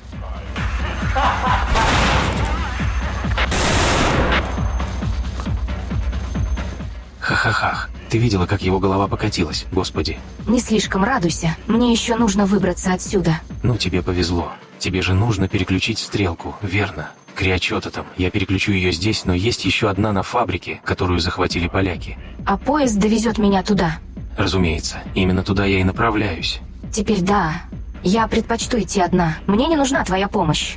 Да ну тебя. Мы с тобой ведь к одной цели идем. Скажи мне, девочка, ты правда веришь, что ту фабрику охраняют так серьезно просто так? Думаешь, у нее нет другой, более глубокой цели? И правда рассчитываешь, что эти закостенелые ублюдки тебе помогут? А какая у тебя цель? Людские ресурсы. В тех цистернах спрятана лаборатория по биоконверсии и аугментации. Там творились ужасы, но от них остались плоды, готовые к сбору. Мне нужна армия, и она там ждет. Там есть лаборантка Ирена. Она управляет множеством наполовину конвертированных трупов. Они мне нужны для моих целей. Она готова отвернуться от ПСР, но мое имя и лицо там скомпрометированы. Помоги мне ее найти, и она выведет тебя к кривовоеводству. По рукам. Я подумаю. Видишь, я не вру. Твой поезд прибудет через несколько секунд. И я уже переключил первую стрелку. Если хочешь мне помочь на остановке у завода, иди направо. Там есть башня, добраться до нее можно по опорам. В общем, план Искандера по рекрутированию коммунистов в свою армию провалился, и теперь он хочет захватить всех полутрупов, полукиборгов на фабрике. У нас уже выбора нет, поэтому соглашаемся с ним сотрудничать, прибывает поезд, и мы отправляемся. По прибытию на фабрику игнорируем солдат ПСР, потому что теперь они агрессивны, блять, и сматываемся со станции в некие закоулки справа. Паркурим и заходим в башню. Внутри нас будут ждать бас-буст войска, то есть топелеки. Сюда я приперся без патронов, и это привело к просто шизофренической схватке. Че, ебанутый? Что ты там делаешь? В результате которой выяснилось, что топелеки неуязвимы для электродубинки. Самое имбовое оружие в игре, напоминаю. Поэтому я здесь просто их игнорировал и пробегал мимо, уворачиваясь от выстрелов. Чего и вам советую. Спускаемся в самую низину этой башни. Находим здесь терминал, открывающий двери на самой вершине этой башни. Куда и направляемся дальше. Наверху нас ждет Искандер, и он рассказывает, что нам теперь делать. Если вкратце, то он вышел на контакт с Иреной и в обмен на безопасность ее сестры хочет, чтобы она передала ему армию конвертчиков. Ну то есть роботизированных боевых трупов, если вы еще не поняли, что это за хуйня. Топелеки как раз одни из таких. Мы же должны пробраться на фабрику и встретиться с Иреной для дальнейших инструкций. В обмен на помощь Искандеру с получением целой армии, блять, мы получим возможность доехать на поезде до Кривовоеводства. Честная выгодная сделка, просто пиздец, но выбора нет. Поэтому двигаем в открытую терминалом дверь. Путь дальше ведет нас в лабораторию Ирены, но с небольшим изъяном. По дороге крайне рекомендуется не провтыкать спрятанный тут среди трупов пулемет с патронами.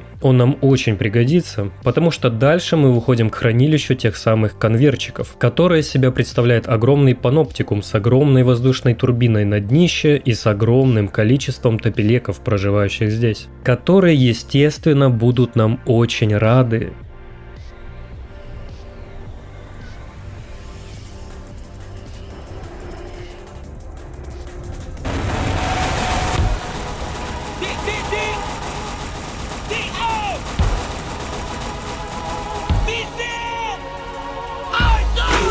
Ese sueño que tuve despierto, un recuerdo leve de esto que siento, una sacudida a mis salidas, la cima de un beso en un brinco suicida, su fuente de energía cautiva mis sensores, pues no hay quien la controle, cuando baila encendida, tiene dentro esa chispa que quema transistores. Бля, что за чушь я высрал? В общем, тут нас ожидает жесточайшее полетное месиво в попытках отбиться от этой орды, которая будет мешать нам спокойно взломать открывающий путь дальше терминал. Терминал активирует лифт в центре этого помещения, и на нем мы должны уехать вниз, потому что спуститься сами с помощью паркура мы не можем. Поток воздуха все время откидывает нас вверх. Однако, как выяснилось, не всегда, потому что у меня тут, блять, как обычно, что-то пошло не так.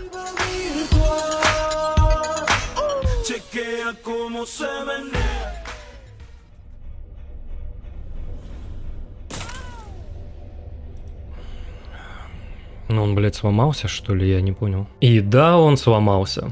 После загрузки появился баг, из-за которого вентилятор, видимо, перестал дуть, и я не могу подняться наверх по воздуху.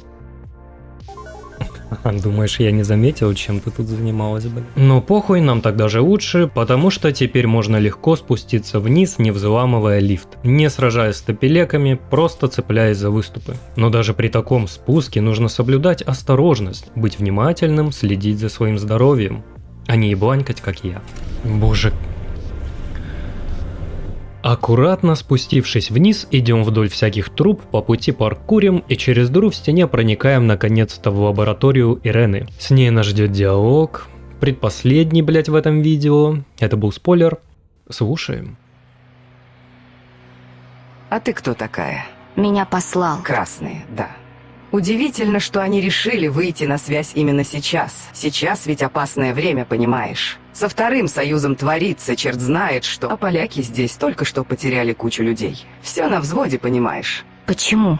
Советская система снова на ладан дышит, кажется, жизнь под землей им не на пользу. Запад тоже снова поднимается. И оба лагеря ненавидят Польшу за то, что она не дает им общего рубежа. Впрочем, мне все равно. Что за предложение? Твоя сестра умирает, Ирена. Я уже видел отчеты об этом объекте, и не притворяйся, фамилии все выдают. Хорошо получилось перенаправить средства на ее поддержку, ты умело использовала ее сны. Очень занятно проецируемая реальность для симуляции колонизации космоса. Хех, даже ты цинична по отношению к бедной Калине. Что ж скажу тебе, католическая церковь вряд ли будет возражать против того, что ты держишь Калину в живых. А вот нестабильная военизированная орда вполне может. Полякам нет дела до того, чем ты занимаешься, а вот мне есть. Мне нужны солдаты и доступ к бункеру колонизации. Я должен кое-что сам увидеть, и мне нужна ударная сила. Ты даешь мне бойцов и доступ к аугментациям, и твоя сестра получает все ресурсы, что я только смогу собрать. Это обеспечит ей питание, да. Наглость у тебя впечатляющая, но я промолчу. Мне нужна не просто гарантия, мне нужны доказательства. Кем ты, черт побери, себя возомнил? Александр Джугашвили. Но зови меня Искандером имя не случайно, и кровь у меня подходящая, могу доказать. Убийца, истребивший собственную семью, какой замечательный контакт. И почему я вообще должна тебе верить? Все, что ты сделал, доказал, что ты предатель. А вот и читаешь новости. Что ж, как я это вижу, у тебя есть выбор между честным убийцей и лжецами. Все, что я могу тебе пообещать, уже на столе. Инфраструктура, постоянный заказчик и полная поддержка, пока ты делаешь свою работу. И как честный убийца, я тебя сразу предупрежу, если откажешься, я прямо сейчас отключу твоей сестре жизнеобеспечение и засуну тебя в аквариум, который ты называешь установкой жизнеобеспечения. Я использую тебя для генерации симуляционных данных по колонизации и получу свое, хотя бы отчасти. Ты ублюдок, ты в курсе. Ха-ха, господи, только попробуй тронуть ее, я вышибу тебе мозги. Ну ясно же, у меня изначально не было никакого выбора, да. Или смерть для Калины сейчас. Или смерть попозже, когда я больше не буду полезна иностранцам. Я сделаю это. Пока что я могу активировать несколько конвертчиков, чтобы облегчить тебе путь к симулятору колонии. Остальное подготовлю по мере необходимости. Но до зала симуляции тебе придется добираться самому. Садись на лифт у фрески в конце лаборатории. Он доставит тебя в центральный узел фабрики. Пройди мимо церкви к бару и продолжай идти по коридорам. Вход в самом конце у статуи Ленина. Вот, возьми ключ-карту, чтобы открыть дверь. Внезапно выяснилось, что Калина используется для поддержания некой проецируемой реальности для симуляции колонизации космоса. Бля, бедная Калина. Искандер хочет глянуть на эту непонятную хуйню. Насчет армии с Иреной он договорился, поэтому бежим к симуляции. Путь лежит через лифт, основные помещения фабрики и через бар. Спокойно пробегаем мимо бара и выбираемся на узкий проход с лежащими тут трупами польских солдат, ведущий к двери под ликом вождя народов. Открываем дверь ключ-картой, и внутри нас внезапно ждет небольшой пазл. В середине комнаты стоит проектор, который проецирует на потолок звездное небо. По бокам же стоят два терминала, с помощью которых можно крутить две разомкнутые части проецируемой туда же звезды. Соединяем эти части, после чего к нам прибывает лифт. Спускаемся на нем вниз, по пути во весь экран ловим помехи и оказываемся...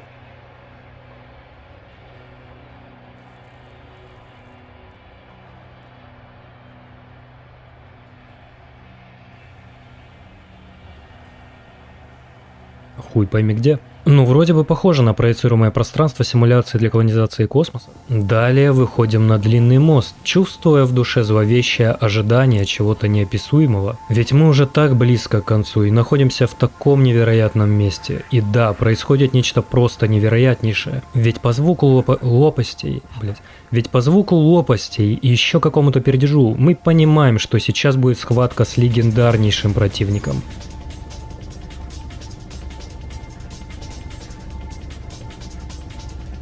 Боссом-вертолетом. Ну, он, короче, стреляет, мы его сначала не можем выцелить, потом он въебывается в стены, начинает что-то там гореть. Далее мы обнаруживаем РПГ и начинаем бороться уже с мини-боссом. Это, блядь, наш инвентарь.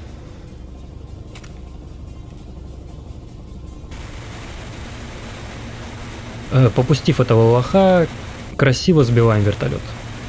Красиво сбиваем. Красиво. После победы с нами выходит на связь Искандер и зовет поговорить. Идем к нему, ведь нас уже ждет последний, интереснейший диалог.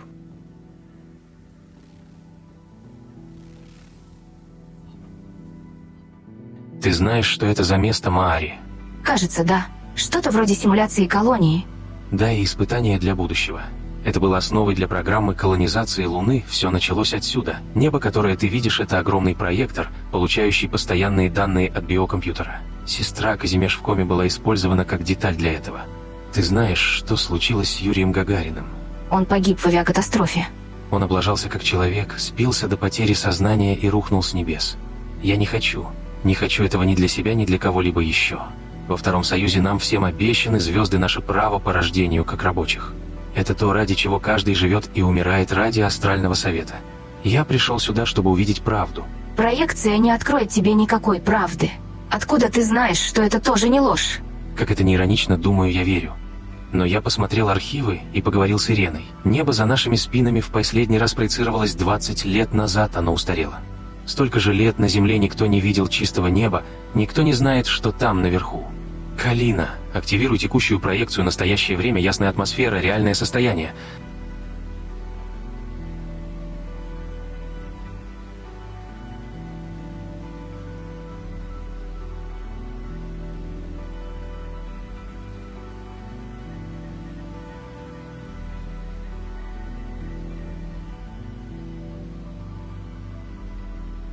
Луна, она уничтожена, она, правда, исчезла. Да. Все это было ложью. Там были люди. Я должен предполагать, что да. Они так говорили, и это явно было целью. Забавно подумать, правда. Похоже, я так ее и не увижу, да. Наверное, никто уже не увидит. Знаешь, я ведь уже знал это. Я читал доклады. Я просто хотел подтвердить, это было цинично, мне нужно было доказательство для пропаганды. Но, думаю, я так и не принял это. Я в это по-настоящему не верил. Может, я просто хотел доказать это и себе тоже. Это все равно тебя ранит. Меня ничто не ранит, но я не знаю. Я до сих пор помню, как в детстве мне обещали, что однажды я увижу ее. Если буду стараться, работать, верить, может, и правда щемит. Даже если это все было пропагандой, ты ведь все равно хоть немного верил в это. Разве нет? Не говори так. Всем нам нужно во что-то верить, даже если это неправда. Но теперь у меня есть то, что я могу показать людям, это правда, болезненная правда.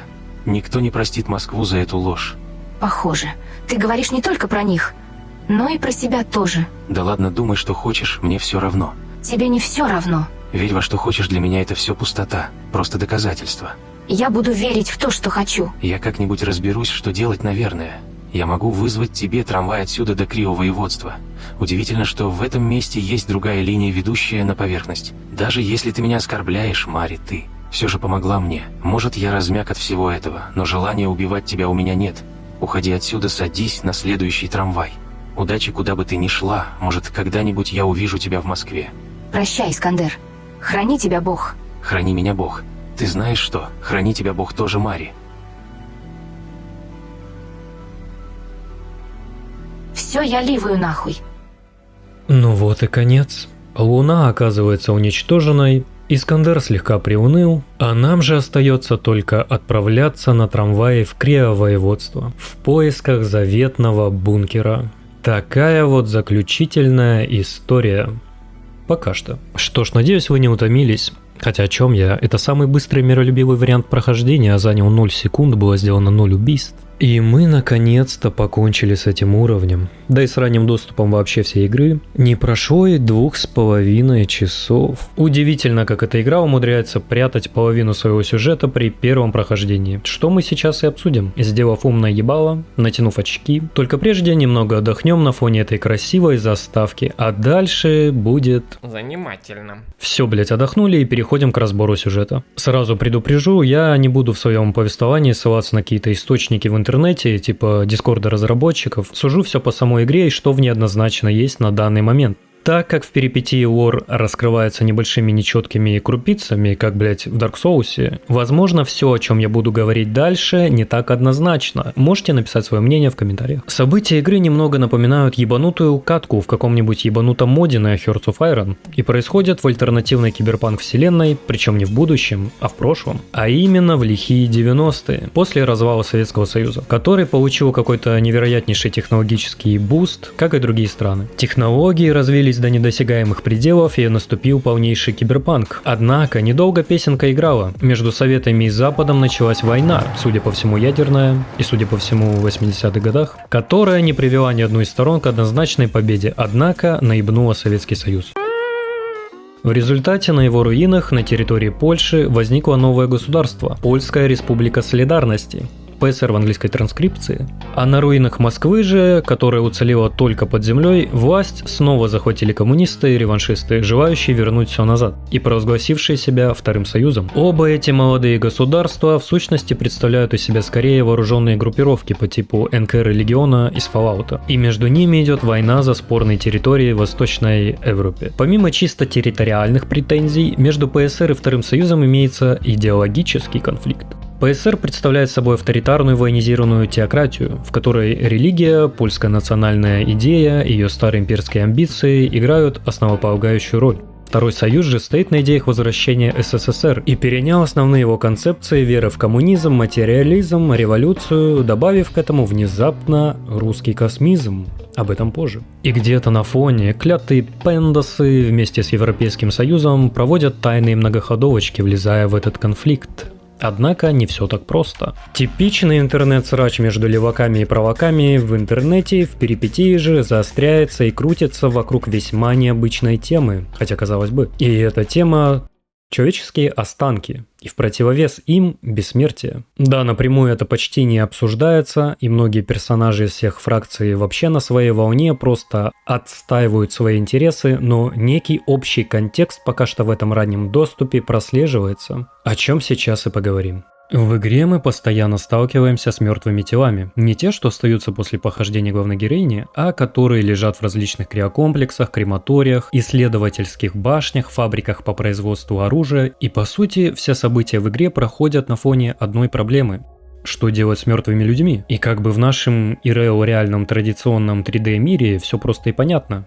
Их надо похоронить. Но в мире наступившего киберпанка, когда даже мертвые тела с помощью технологий можно применить по какому-либо назначению, да еще и в постапокалипсисе, все не так однозначно. И эта неоднозначность еще больше усугубляется из-за имеющегося тут противостояния между христианами-ПСРовцами и коммунистами Второго Союза. Сейчас мы окунемся в чуть более глубокие контексты. Чисто на случай, если вы вообще ничего не знаете о христианстве и космизме. В общем, христиане верят, что человек как бы уже бессмертный. Точнее, бессмертна его душа. Тело же это всего лишь оболочка, в которой душа пребывает на время земной жизни. Когда земная жизнь подходит к концу, тело умирает, а душа уходит на небеса. Почему же тогда так важно именно хоронить тела, если они всего лишь оболочка для бессмертной души? Потому что, отправившись на небеса, душа попадает на частный суд перед Богом, на котором решается, где человек будет пребывать до второго пришествия – в раю или аду. Православные католики придерживаются разных взглядов на частный суд и чистилище, но не суть. После суда душа отправляется в рай или ад, однако отправленные в ад на данном этапе все еще имеют шанс как бы получить амнистию, но уже на втором суде. Страшном суде, который как раз и произойдет во время второго пришествия Христа в наш мир. Когда этот судный день наступит, все души умерших людей из рая и ада вернутся в свои тела на земле. и все когда-либо жившие на свете люди предстанут перед финальным страшным судом, на котором уже окончательно решится, кому суждено вечно флексить в раю, а кому жариться в аду. Данные события описаны в тексте, который с греческого языка переводится как «откровение», а звучит как... Именно из-за второго пришествия, опуская многие детали, у христиан человеческие тела должны быть похоронены для того, чтобы в них потом вернулись бессмертные души во время страшного суда на земле. Коммунисты же, как правило, не верят в существование каких-либо нематериальных сущностей вообще, то есть души для них не существует, поэтому мертвое тело – это закономерное окончание человеческой жизни как таковой. Но в игре все не так однозначно, потому что в перипетии киберпанковский Советский Союз оброс философией русского космизма, о котором я упоминал. Опуская опять же многие детали, космисты верили, что главные цели всего человечества – это сознательное преодоление всяких разногласий и конфликтов, забота о нашей планете, развитие технологий и, как следствие, покорение космоса и достижение бессмертия. Культ Гагарина, астральный союз, одержимость советов покорением космоса, трансгуманизм и прочее. В игре все эти элементы, хотя бы эстетические, явно отсылают к космизму, в котором освоение космоса играло ключевую роль. Вникать во все разнообразие течений космизма, возникшего в конце 19 века, мы не будем. Это пиздец и надолго. Нас интересует только Николай Федорович Федоров, один из родоначальников русского космизма, который слегка пересмотрел христианскую идею телесного воскрешения перед страшным судом. Грубо говоря, Федоров мечтал и верил в то, что в будущем научный прогресс зайдет так далеко, что человечество само научится воскрешать людей, но уже с помощью науки. Эй, не время сна! Не время спать!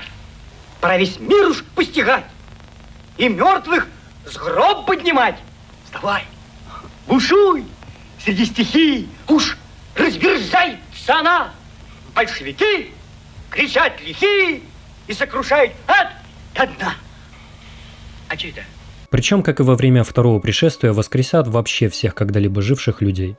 Вот бы на это глянуть. Каким образом подобное возможно, хуй его знает. Какой-то обратный молекулярный инжиниринг, может, хуй пойми. В умные люди будущего разберутся. Ну и в случае подобного воскрешения всех сразу встает проблема ограниченности земного пространства. Поэтому для космистов так важно было покорить звезды, чтобы имелась возможность потом всех где-то расселить. Космического лора в игре много. Можно было бы и о Циолковском поговорить, но это уже не так важно. Проблема в том, что если в будущем все-таки реально возможно будет поднять всех из мертвых, несмотря даже на состояние человеческих останков, то вера людей в подобную возможность, скажем так, может заставить их немного более похуистично относиться к человеческим телам.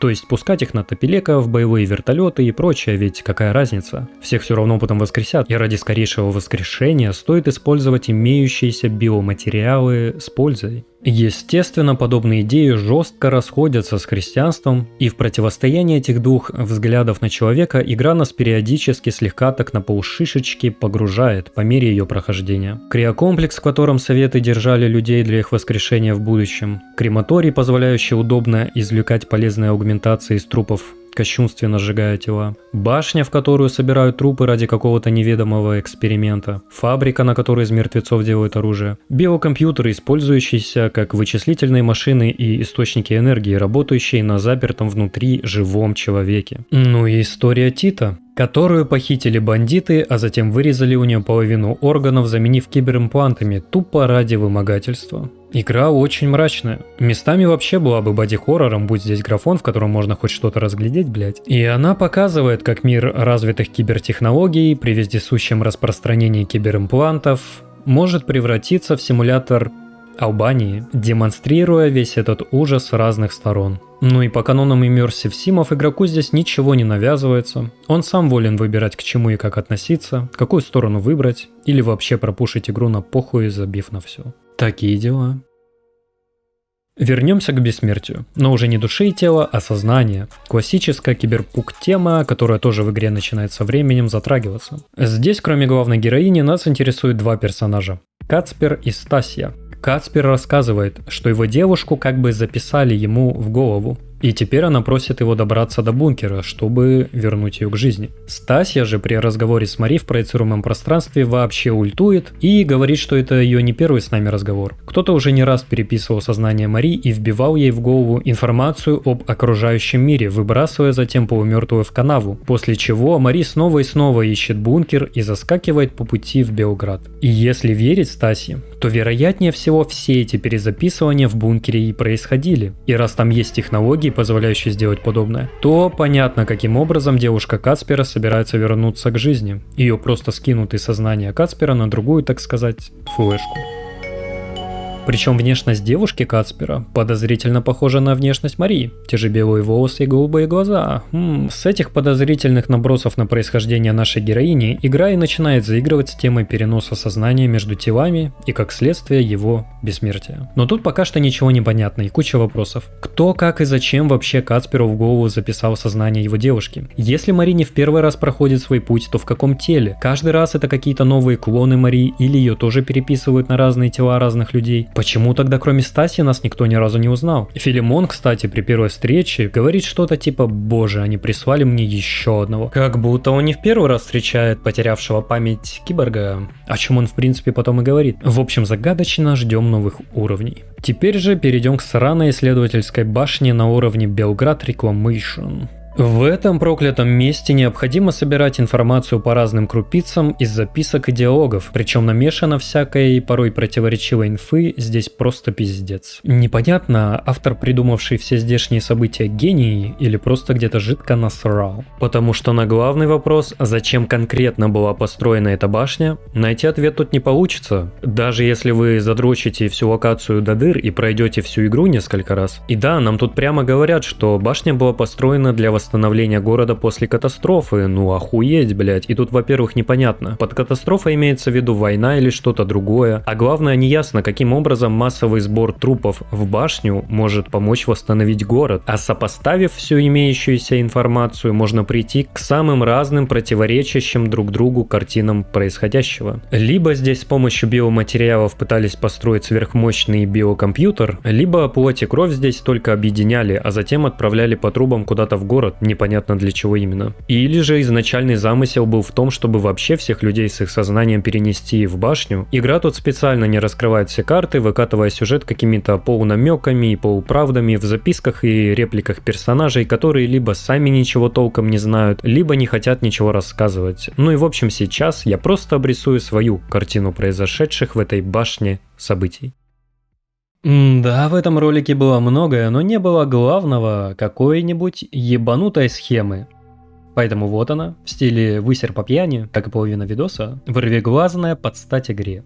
Изначально башня была построена для восстановления города после катастрофы, и в ней ученые проводили эксперименты по объединению сознания людей в одной большой массе человеческой плоти. Подобным образом здесь также создавали оружие, скрещивая людей и технику. В башню свозилось огромное количество трупов, которых объединяли в одну огромную кучу мяса, что было необходимо для восстановления города, видимо, с помощью каких-то биотехнологий. Ну или же здесь на базе биоматериалов пытались создать сверхмощный биокомпьютер типа Калины, пока хз. Возможно, оба варианта. Для перемещения биоматериалов по башне внутри были построены так называемые магнитные противовесы, которые с помощью своих магнитных полей как раз и перемещали по зданию потоки плоти и крови. Также внутри башни была расположена школа, в которой проводились эксперименты над детьми и их психикой, в результате чего главная подопытная по имени Стасья, пока неважно была она маленькой девочкой или 30-летней ученой, каким-то образом научилась как бы магнетически проникать в сознание других детей и поглощать его,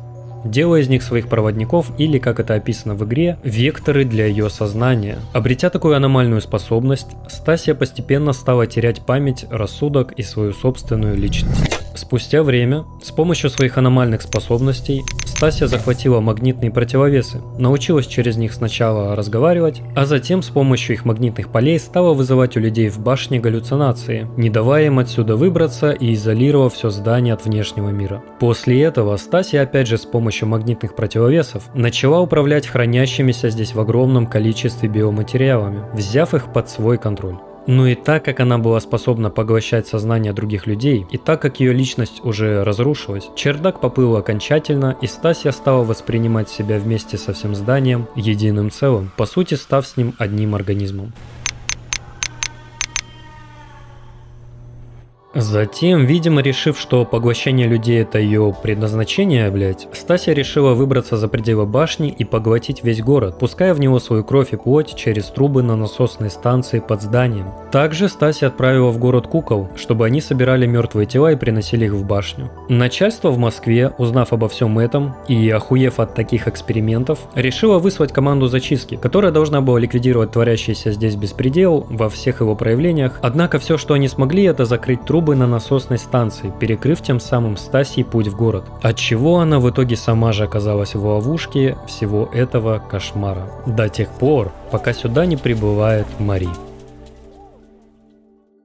И сейчас мы прервемся, чтобы я объяснил, почему все было так, а не иначе, что это значит. Сама Стасия изначально была либо подопытной девочкой, либо все-таки, как и говорил священник Вертолет, она была ученой. Но тут непонятно тогда, почему именно сама ученая свихнулась и развела в себе подобные способности. Мне кажется наиболее вероятным, что ученая, о которой говорит Вертолет, была школьным психологом. В ее кабинете мы можем пошариться, она больше всех контактировала с детьми и, скорее всего, питала к ним какие-то материнские чувства. Стасия же была маленькой девочкой, главной подопытной, и когда ее личность начала разрушаться, она своими пси-способностями, поглотила психолога, объединив с ней свое сознание. На подобное чуть-чуть намекает образ Стасии в проецируемом пространстве, держащий заботливо маленькую куклу как ребенка. Ну или же все-таки как игрушку, не знаю, И во время финальной схватки со Стасией мы видим внутри шара, возможно, нечто, во что превратилась маленькая девочка. А снизу же красное тело, которое с нами разговаривает, это уже сама ученая. Но это все домыслы. О том, что Стасия пыталась выбраться в город, говорит записка выживших из команды зачистки на насосной станции. И Филимон, рассказывающий, что раньше по улицам города бегали роботы модели Комсомольчик, похожие на мешки с картошкой, то есть сраные куклы. Ну и канализационная ебала на 5 уровне, которая просит нас вырубить и принести к ней машиниста, чтобы в последний раз его увидеть. Последний раз, перед тем, как она его сожрет, судя по ее виду. И это тоже домыслы, но, возможно, ебала это под контролем Стасии вытекла из башни, затем потеряла с ней контакт после закрытия труб и, осознав себя, начала поглощать все вокруг уже сама по себе. После ее убийства машинист как раз и говорит, что если бы мы это не сделали, то она бы поглотила всю канализационную систему. Далее. Откуда мы знаем, что в башне объединяются не только трупы, но и их сознание? В проецируемое пространство Стасии мы попадаем, поговорив с солдатом, умершим 10 лет назад. Об этом сама Стасия потом и говорит, что из-за падения эффективности башни подобное порой случается. Как бы из проецируемого пространства чья-то личность вместе с телом иногда вытекает в реальность в таком гротескном виде. И наконец, в итоге, что вообще такое Стасия? Стасия – это огромный чудовищный организм, состоящий из кучи плоти, крови, бетона, металла, внутри которого все управляется с помощью электричества и магнитных полей. Но личность бывшей ученой или подопытной девочки является поехавшим мозгом всей этой ебатории, которая при этом хранит внутри себя разум огромного количества умерших людей. Примерно так. Зачем же вообще ученым нужно было объединять людей и их сознание в одну ебейшую массу человеческой плоти ради якобы восстановления города? Тут несколько вариантов. Либо чтобы создать мощный биокомпьютер, который поможет при строительстве, наиболее вероятный вариант. Либо сам город построен из биоматериалов, и в башне тела собирались, чтобы затем отправиться по трубам для реконструкции города. Жиденький вариант. Или же, возможно, ученые оказались совсем отбитые, и поглощение народа было их изначальным планом. То есть они хотели преодолеть все разногласия и как раз таки в духе космизма достичь всеобщего бессмертия, построить эдакий коммунизм, объединив всех людей с их сознанием в одной куче, прикрутив к ней сверху проецируемую реальность, которую нам Стасия показывает, внутри которой как раз и можно что угодно отстроить до бесконечности. Конец Евангелиона референс какой-то получается. Но что-то пошло не так, и все захватила поехавшая Стасия. Это был шизо-вариант. Но может все куда запущенней, После прибытия Мари в башню, события становятся еще сложнее и запутаннее из-за диалога в проецируемом пространстве, в котором Стасия говорит, что это наш не первый с ней разговор. Мари не первый раз проходит свой путь через башню. И тут можно по-разному отнестись к ее словам. Либо Стасия просто поехавшая, проникнув в сознание Мари, все о ней узнала, поэтому просто нам пиздит и газлайтит. Что, однако, не объясняет, откуда все-таки у Мари действительно после амнезии есть заложенные знания о мире вокруг. Либо же все, о чем она говорит, правда, и в таком случае возникают вопросы о реальности вообще всего происходящего. Тут мы ступаем на территорию шизосмыслов, поэтому осторожно. В общем, перед убийством Стаси в ее логове она нам говорит, что этот замес тоже происходит не в первый раз. Он ничего не изменит, просит сложить оружие и называет Мари сестрой. К чему бы это? В проецируемом пространстве Стася также говорит, что у них с Мари много общего. Затем она рассказывает, что скоро люди снаружи башни станут с городом единым целым, и они ничего не будут с этим делать ради своего комфорта. Тут, возможно, имеется в виду, что вскоре Стасия поглотит весь город, но как-то странно, что люди ничего не будут с этим делать. А возможно, речь просто идет о проецируемых пространствах, потому что перед этим Стася указывает на поднимающиеся башни и говорит, что так и был построен этот город. Строительство до бесконечности. Строительство внутри проецируемого пространства, в котором сотворить подобное, как нехуй делать. И возможно, весь город снаружи башни так и был построен внутри проецируемой реальности, по которой мы и бегаем всю игру, блять. Причем, как известно, в мире перипетий произошла ядерная война между Советами и Западом. Но Стася всегда говорит, что башня была построена для восстановления города после некой катастрофы, а не войны. Может, она имеет в виду вообще не войну, а, допустим, какой-то сбой в компьютере, на котором работает вся проекция города, хз. К тому же выбраться из проекции на самом деле несложно. Вот из пространства для симуляции, для колонизации, блять, космоса мы просто спрыгиваем в бездну и, летя вниз, попадаем обратно в окрестности фабрики. То есть проецируемую реальность можно расположить на какой-то определенной площади, и возможно даже вход-выход в нее особо-то и не заметен. Ну и снова, вернемся к Филимону. Ведь когда он рассказывает Мари про местные окрестности, говоря о том, что этот район был построен незадолго до фейерверков, Филимон использует слово generated. И тут я без понятия, что это значит, потому что английский я, конечно, понимаю, но разговариваю на уровне... Отдай нам 50 Bertiball Bills Вверт Бин Дин, и мы дадим тебе известную карту. Отлично. У тебя есть 50 Every Flowers Beans? Хуй пойми, использовал он это слово в том смысле, что район был построен, или Филимон говорит, что район был буквально сгенерирован. Это какой-то тонкий намек, или же о сгенерированности города изначально и было очевидно, хотя вроде бы кроме этого никаких намеков больше и не было. Короче, непонятно. Но к вопросу реальности вообще всего города, находится он в проецируемом пространстве или нет, все чаще возвращаешься после того, как обращаешь наконец внимание на блядство, происходящее в квартире главной героини. И нет, под блядством я не имею в виду соседку, читающую геой.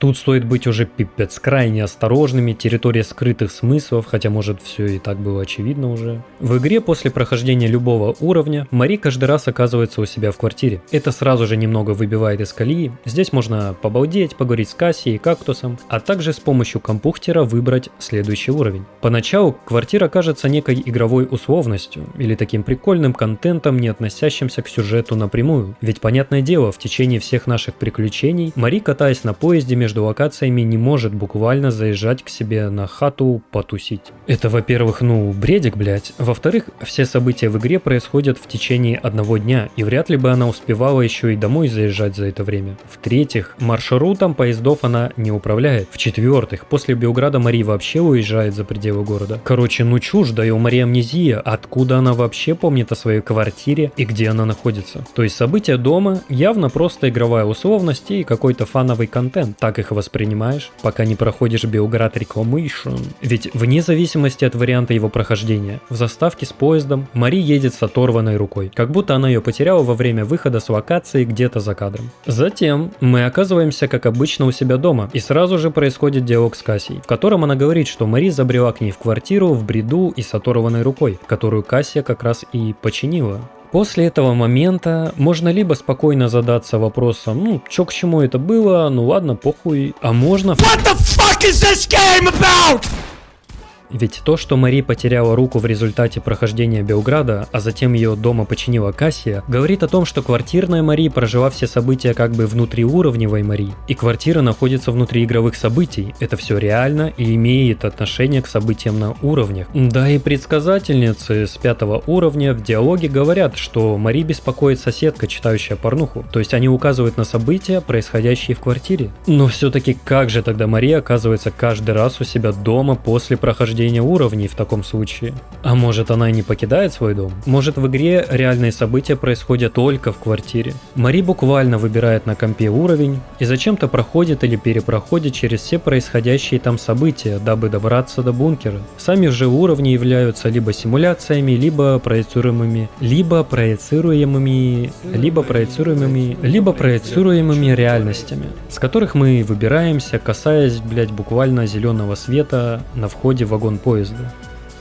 В таком случае понятно, почему Стася называла Мари сестрой, потому что они обе так или иначе шатают проецируемые реальности, и ясно, почему они уже не первый раз встречаются, потому что Мари, видимо, не первый раз проходит этот уровень. Может, вообще Мари, как и Стася с Калиной, является биокомпьютером?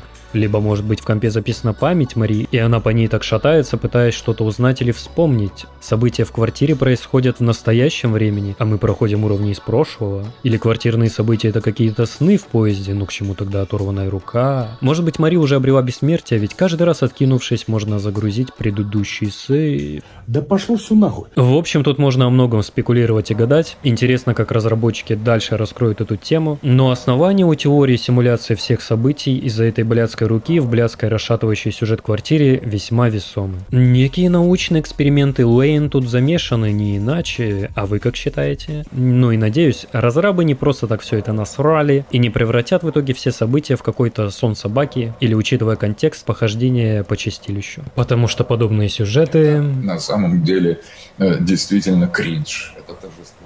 О, господи, с бессмертием виртуальной реальностью покончено. Извиняюсь за такую кашу, возможно. Конспирологический сюжет в игре, в духе Deus Ex, пока что не сильно раскрывается, да и, как мне кажется, добавлен больше ради какого-то ворлдбилдинга и фан-сервиса. Ведь что-то интересное высказать на эту тему сейчас тяжело. Первый Deus Ex не переплюнуть, только события в реальном мире смогли это сделать. Всякие прочие детали и подробный разбор персонажей стоит уже оставить на момент выхода игры из раннего доступа. Под конец осталось только поговорить об эмоциональном фоне сюжета. Ведь многие персонажи и квесты в перипетии связаны с одним из повторяющихся мотивов других произведений в жанре постапокалипсиса – жизнь прошлым. После мировой катастрофы люди не стремятся построить новый мир, пытаясь вместо этого вернуть старый. Поляки хотят возродить Великую Польшу, Второй Союз возвращает Союз Советский. Люди вне политики тоже, как правило, хотят что-то или кого-то вернуть. Мари гонится за остатками своих воспоминаний, Кацпер ищет способ воскресить свою возлюбленную, Ирена не может отпустить по сути уже мертвую сестру, Бальтазар со своим отрядом не может смириться с потерями в Крио-воеводстве и рвется на реванш. Искандер надеется увидеть звезды, о которых он мечтал с детства, хоть уже и знает, что никакие звезды ему не суждены. Все это наполняет атмосферу игры грустными тонами, на фоне которых люди, живущие настоящим, как, например, Филимон, отстроивший себе бар, выглядят небольшими светлыми лучами среди всеобщей разрухи. Короче, грустно, атмосферно, прикольно. И на этом такой вот ебанистический разбор сюжета этой игры заканчивается. Ну а теперь быстро и кратко пробежимся по нескольким отсылкам в игре. Космизм и христианство мы уже затронули, всякие мелкие надписи, отсылки в паролях и граффити в духе интересных фактов мы обсасывать не будем, как и прочие обсосанные не раз в других роликах вещи. Портреты Мари на интерфейсе вдохновлены венгерским юмористическим комиксом 60-х годов про девушку по имени Юцика с аналогичным названием. Стрипы оттуда когда-то вирусились в интернете, и само их содержание крутится вокруг таких повседневных житейских приколов. База. Ну и к игре это уже не имеет отношения, но лично мне почему-то все перипетийные персонажи в противогазах поначалу дико напоминали об этих старых постапокалиптичных веб-комиксах из начала 10-х годов. Романтика апокалипсиса и унесенные взрывом. Оттуда я уже вставил в ролик пару картинок. Люди, идентифицирующие себя как олды, поймут. Далее нас интересует фильм «Авалон», которым разработчики не вдохновлялись, однако с игрой у него есть некоторые сходства. Кино совместно снятое поляками и японцами в 2001 году, и у нас никому нахуй неизвестное. Сюжет «Авалона» повествует об одноименной игре с полным погружением в виртуальную реальность, внутри которой люди перестреливаются ради денег и выживания в нищем загнивающем мире постсоветского киберпанк будущего. Сам фильм на любителя и слегка затянут, особенно в начале начале мне понравился. И его почему-то называли копиркой с Матрицы. И если уж на то пошло, я бы его назвал копиркой с Экзистенции 2000 года, потому что там похожий сюжет про игру в виртуальной реальности и неспособность ее отличить от реальности настоящей. У Авалона же с перипетией есть 3 схожих момента. Во-первых, постсоветский киберпанк с этими балдежно-архаично выглядящими девайсами, ламповыми мониторами, советскими пекушами, снайперскими пукишами, засранными панельными подъездами. В общем, если вам понравился сеттинг игры, то вы можете и от Авалона получить эстетическое удовольствие. Ну и там шикарный саундтрек. Во-вторых, это тема виртуальных реальностей. Охуеть, да? Я все сказал. В-третьих, в этом фильме, как и в игре, одним из главных злодеев является великий и ужасный босс-вертолет, блять.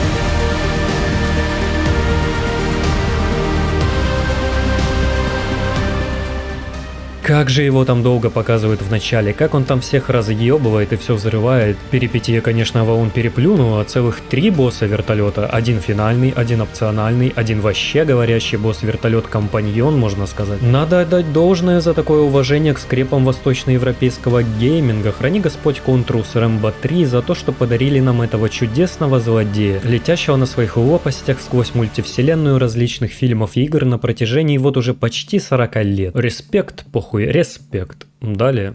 Марков Едек, которого в игре можно увидеть на первом уровне в мониторах и который несет какой-то бред, является отсылкой на Фрэнсиса Эдварда Дека старшего, американского юриста и шиза с печальной судьбой, который с 60-х годов на протяжении десятилетий рассылал по всей Америке свои письма-манифесты со слегка параноидальным содержанием. В них он пытался донести простую мысль.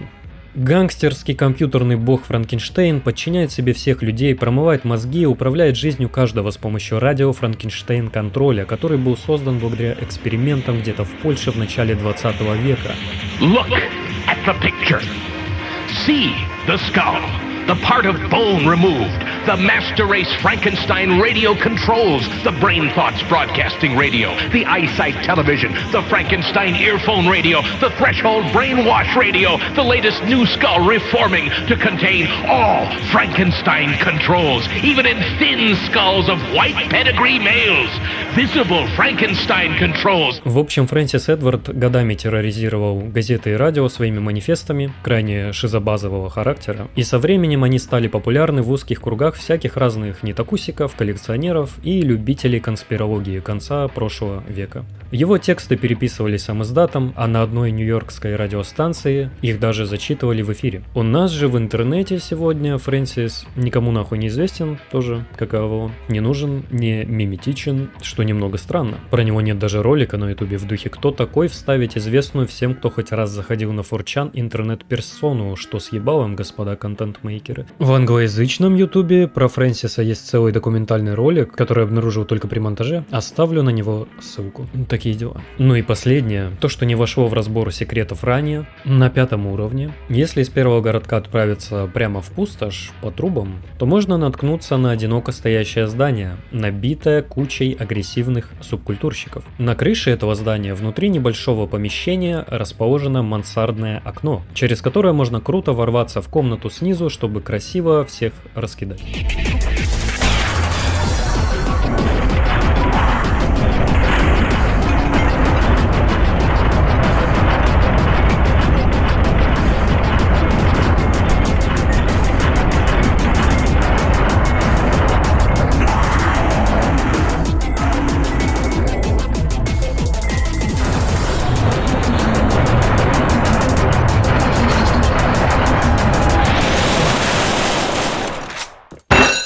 Ну а рядом с окном стоит табличка с надписью: «Пожалуйста, не разбивайте окно и не убивайте всех людей внутри. Спасибо». подпись «Менеджмент». И это отсылка на Madness Combat, культовый экшен-веб-сериал из нулевых времен флэш-анимации, в 5-м эпизоде которого была сцена с похожим зданием, табличкой с просьбой и врывом через окно. Думаю, все его видели еще на кнопочных телефонах. И на этом все. Осталось только сделать какой-то краткий вывод по игре, и начать стоит с недостатков, потому что очевидно по хронометражу ролика игра мне понравилась, поэтому хочется закончить на какой-то хорошей ноте. Однако ёбаный в рот, сраные повторы диалогов. Наконец-то мы дошли до этого. Вещь, которая подогревала сраку много раз при прохождении. Хотя, казалось бы, обыкновенная игровая условность. Да только как бы не так и нихуя. Вот посмотрите. Разговариваем с Якубом. Он полчаса рассказывает охуительные истории. Заканчиваем разговор.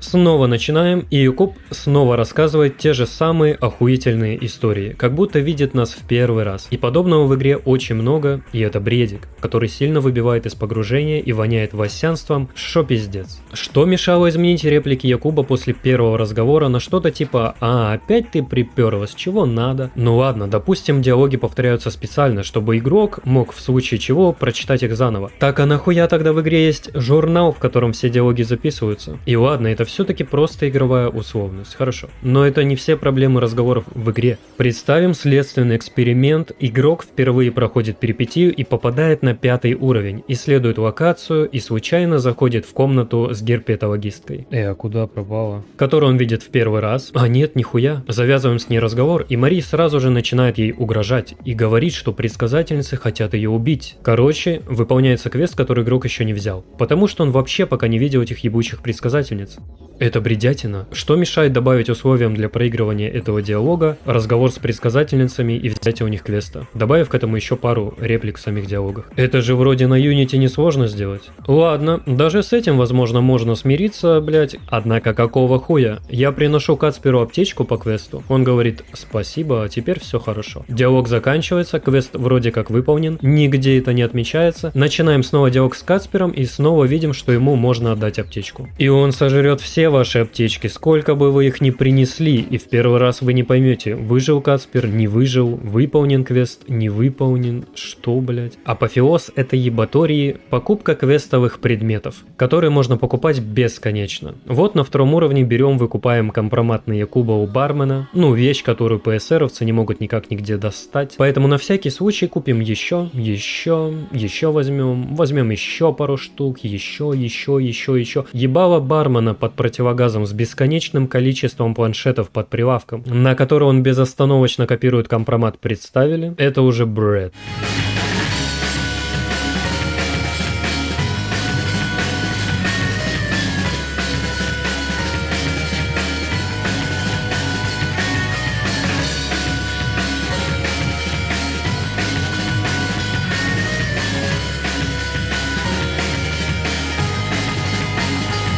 Причем на 1-м уровне диалоги проработаны. С Филимоном, например, таких проблем нет. Загадка. И все эти повторы — самая выбивающая из погружения вещь в игре, которая не дает проникнуться персонажами, ведь порой они просто болванчики, заевшие пластинкой. Далее перейдем к багам, которых у меня вот было просто много. Хотя нет. Это не просто много, это дохуя! Но, справедливости ради, за все мои 40 часов, проведенных в игре, она ни разу не вылетела, и у меня не было ни одного софтлока. Большинство багов связано с тем, что игра как-то хреново грузит сейвы, и поэтому они обычно всплывают после частых загрузок в виде всяких розовых гранат и телепортирующихся, блять, мужиков. Однако каких-то ломающих прохождения багов у меня не было. Только агрессивные ПСРовцы в Дом Культуры Граде подорвали жопу. В общем, не все так страшно. Далее вездесущий бас-буст звукового сопровождения. Это пиздец, но такой точечный. Игра звучит прикольно, тут очень много приятной и красивой музыки, как и всякие драм-н-бас брейккоры, так и много хорошего атмосферного эмбиента. И даже если эту музыку выключить, то перипетия все равно звучит приятно. До тех пор, пока вы не встречаете топилеков и просто ебанутейше звучащих смотрителей в Белграде.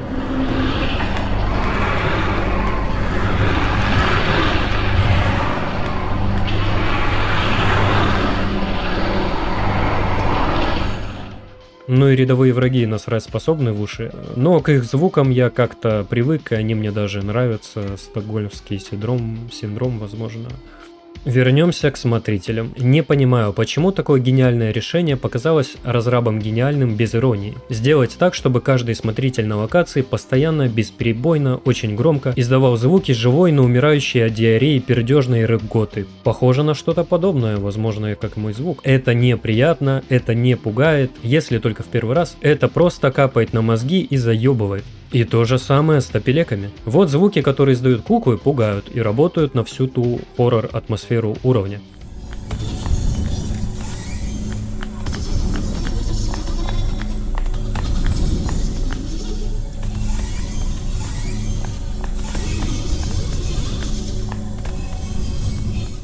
А смотрители просто ебут уши какофонии и ничего более. Короче, неприятно. Ну и в некоторых местах в игре просто проебан фоновый шум. Как, например, на 5 уровне. В поселке ветер есть,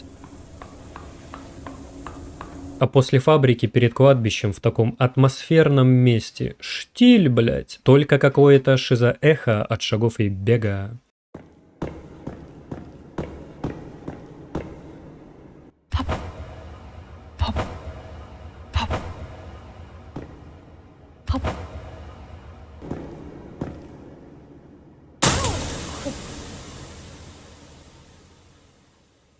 Дальше. Вездесущая темнота, которая, да, работает на атмосферу, и вообще жаль, что игры с кромешной темнотой стараются не делать, видимо, это плохое геймдизайнерское решение. Да нет, это крутое атмосферное погружающее геймдизайнерское решение. Не зря на всякие Skyrim и Fallout люди качают моды, превращающие ночь в действительно темное время суток. Однако темнота это хорошо, только в том случае, если в игре есть, блять, фонарик. В перипетии его нет.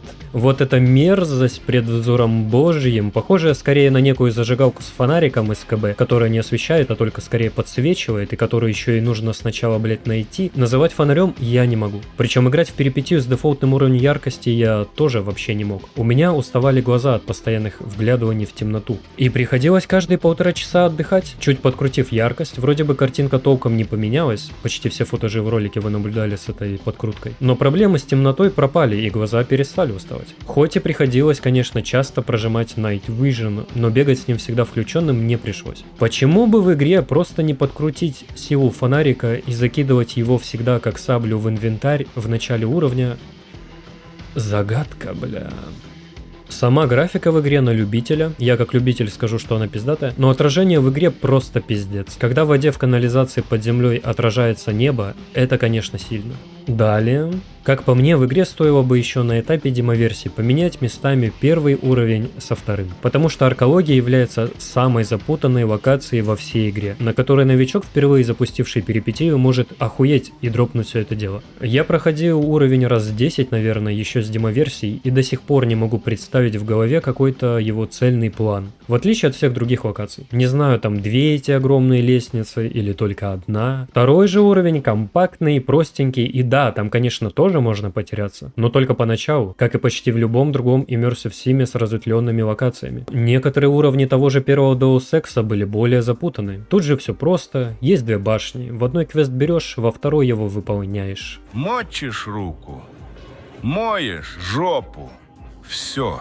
О Белграде стоит поговорить отдельно. Уровень в сюжетном плане самый интересный в игре, и само его прохождение тоже очень интересно. Поэтому я не понимаю, почему он вызывает огромную попоболь у многих игроков настолько, что они порой дропают игру. То, что он какой-то суперсложный и непроходимый, это неправда. Поклеп, фэк. Возможно, даже некий так называемый skill issue. Тут просто не нужно тратить расходники на бесполезные схватки. Кукол убивать только в школе, потому что там они загораживают проход. Смотрителей тоже либо игнорировать, либо по одному выцеплять из стелса. Ну и все. То, что тут лута мало, тоже фэк. Просто опять же не надо все расстреливать впустую, и всего хватит.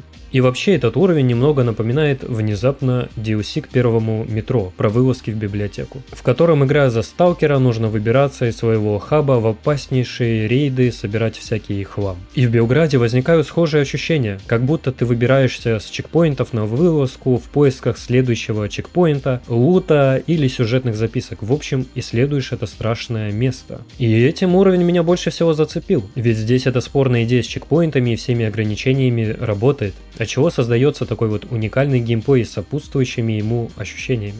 И последнее. Тут начну издалека. В игре нет намека даже на обучение или хоть какие-то попытки объяснить игроку, что к чему и как здесь работает, что в целом плюс, потому что создает тот самый забытый среди современных игр experience, когда ты сам исследуешь игру, находишь какие-то фишки и от этого кайфуешь. Но в то же время, когда игрок до конца во всем разберется, внезапно выяснится, что игра катастрофически легкая. И она не просто кривая, она прочь сломанная. Благо это можно и не заметить, как я при первом прохождении, но в чем суть? Вот у нас есть дрон-разведчик. Да, я уже говорил, что на нем можно летать, блять, но кроме этого за него можно цепляться, если при активации смотреть вверх. Благодаря чему игроку вообще не страшны падения, пока у него есть энергия. Ведь всегда можно просто зацепиться за дрон и повиснуть, сбросив инерцию. То есть никакая высота нам уже не страшна. Дроном еще можно прицеливаться, ведь взгляд Мари всегда совпадает с направлением дрона, а еще через него можно активировать другие аугментации. Например, марионеточника. Аугментация, позволяющая брать под свой контроль других людей и даже технику. И связка дрон плюс марионеточник позволяет вообще уничтожать всех и вся с одной лишь саблей в инвентаре, сидя тихо где-то за углом, добивая в конце единственного выжившего. Еще она потребляет мало энергии.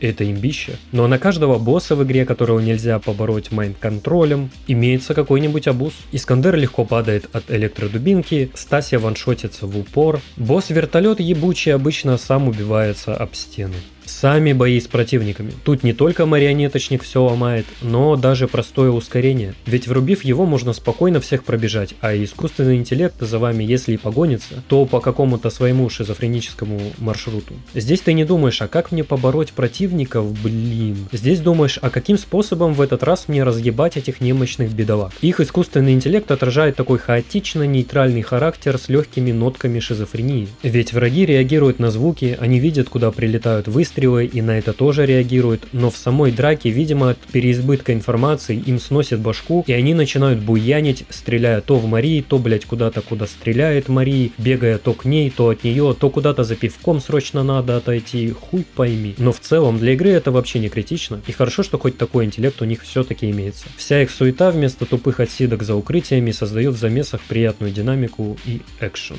Далее стелс, которым здесь нет смысла пользоваться, ведь всех можно легко раскидать. Кроме 4 уровня, там он жизненно необходим. Ну а если вы прям большой босс, голая змея и хотите пройти всю игру по стелсу, то в принципе он тут нормально работает, за исключением некоторых мест с кривым освещением. Да, и тут есть аугментация, убирающая шум от шагов, тоже никому не нужная нахуй вещь. А вот инвиз пойдет. Всякие прочие аугментации в игре ситуативные, занимают в инвентаре много места, поэтому ходить с ними все время вряд ли получится. Аугментация, позволяющая брать в руки 2 пушки, тупо топ. И занимает мало места, но и тратит все патроны.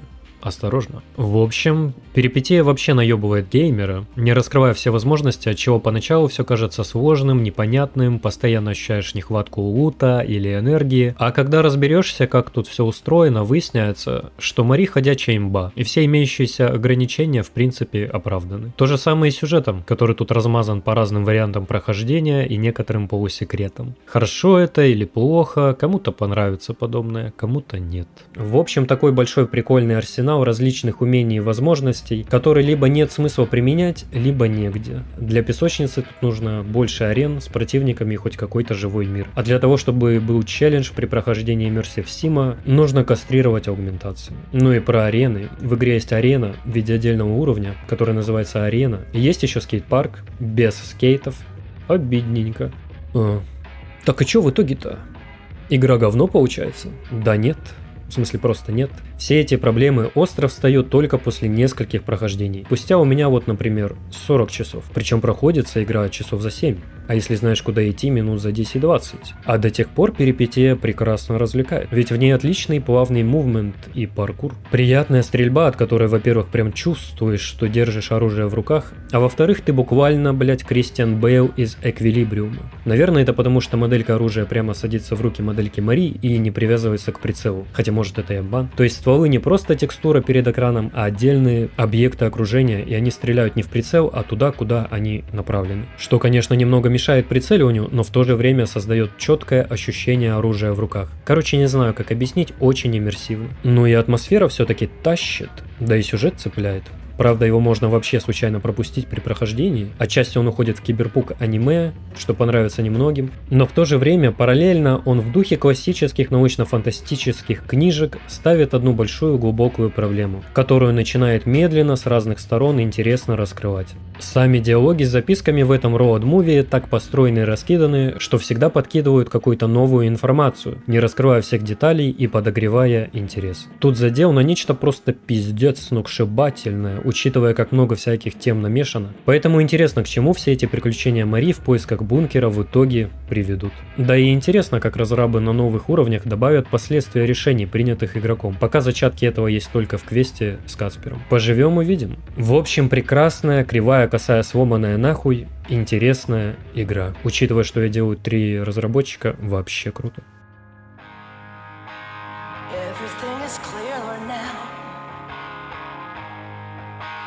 Life is just a dream, you know, that's never ending. I'm ascending.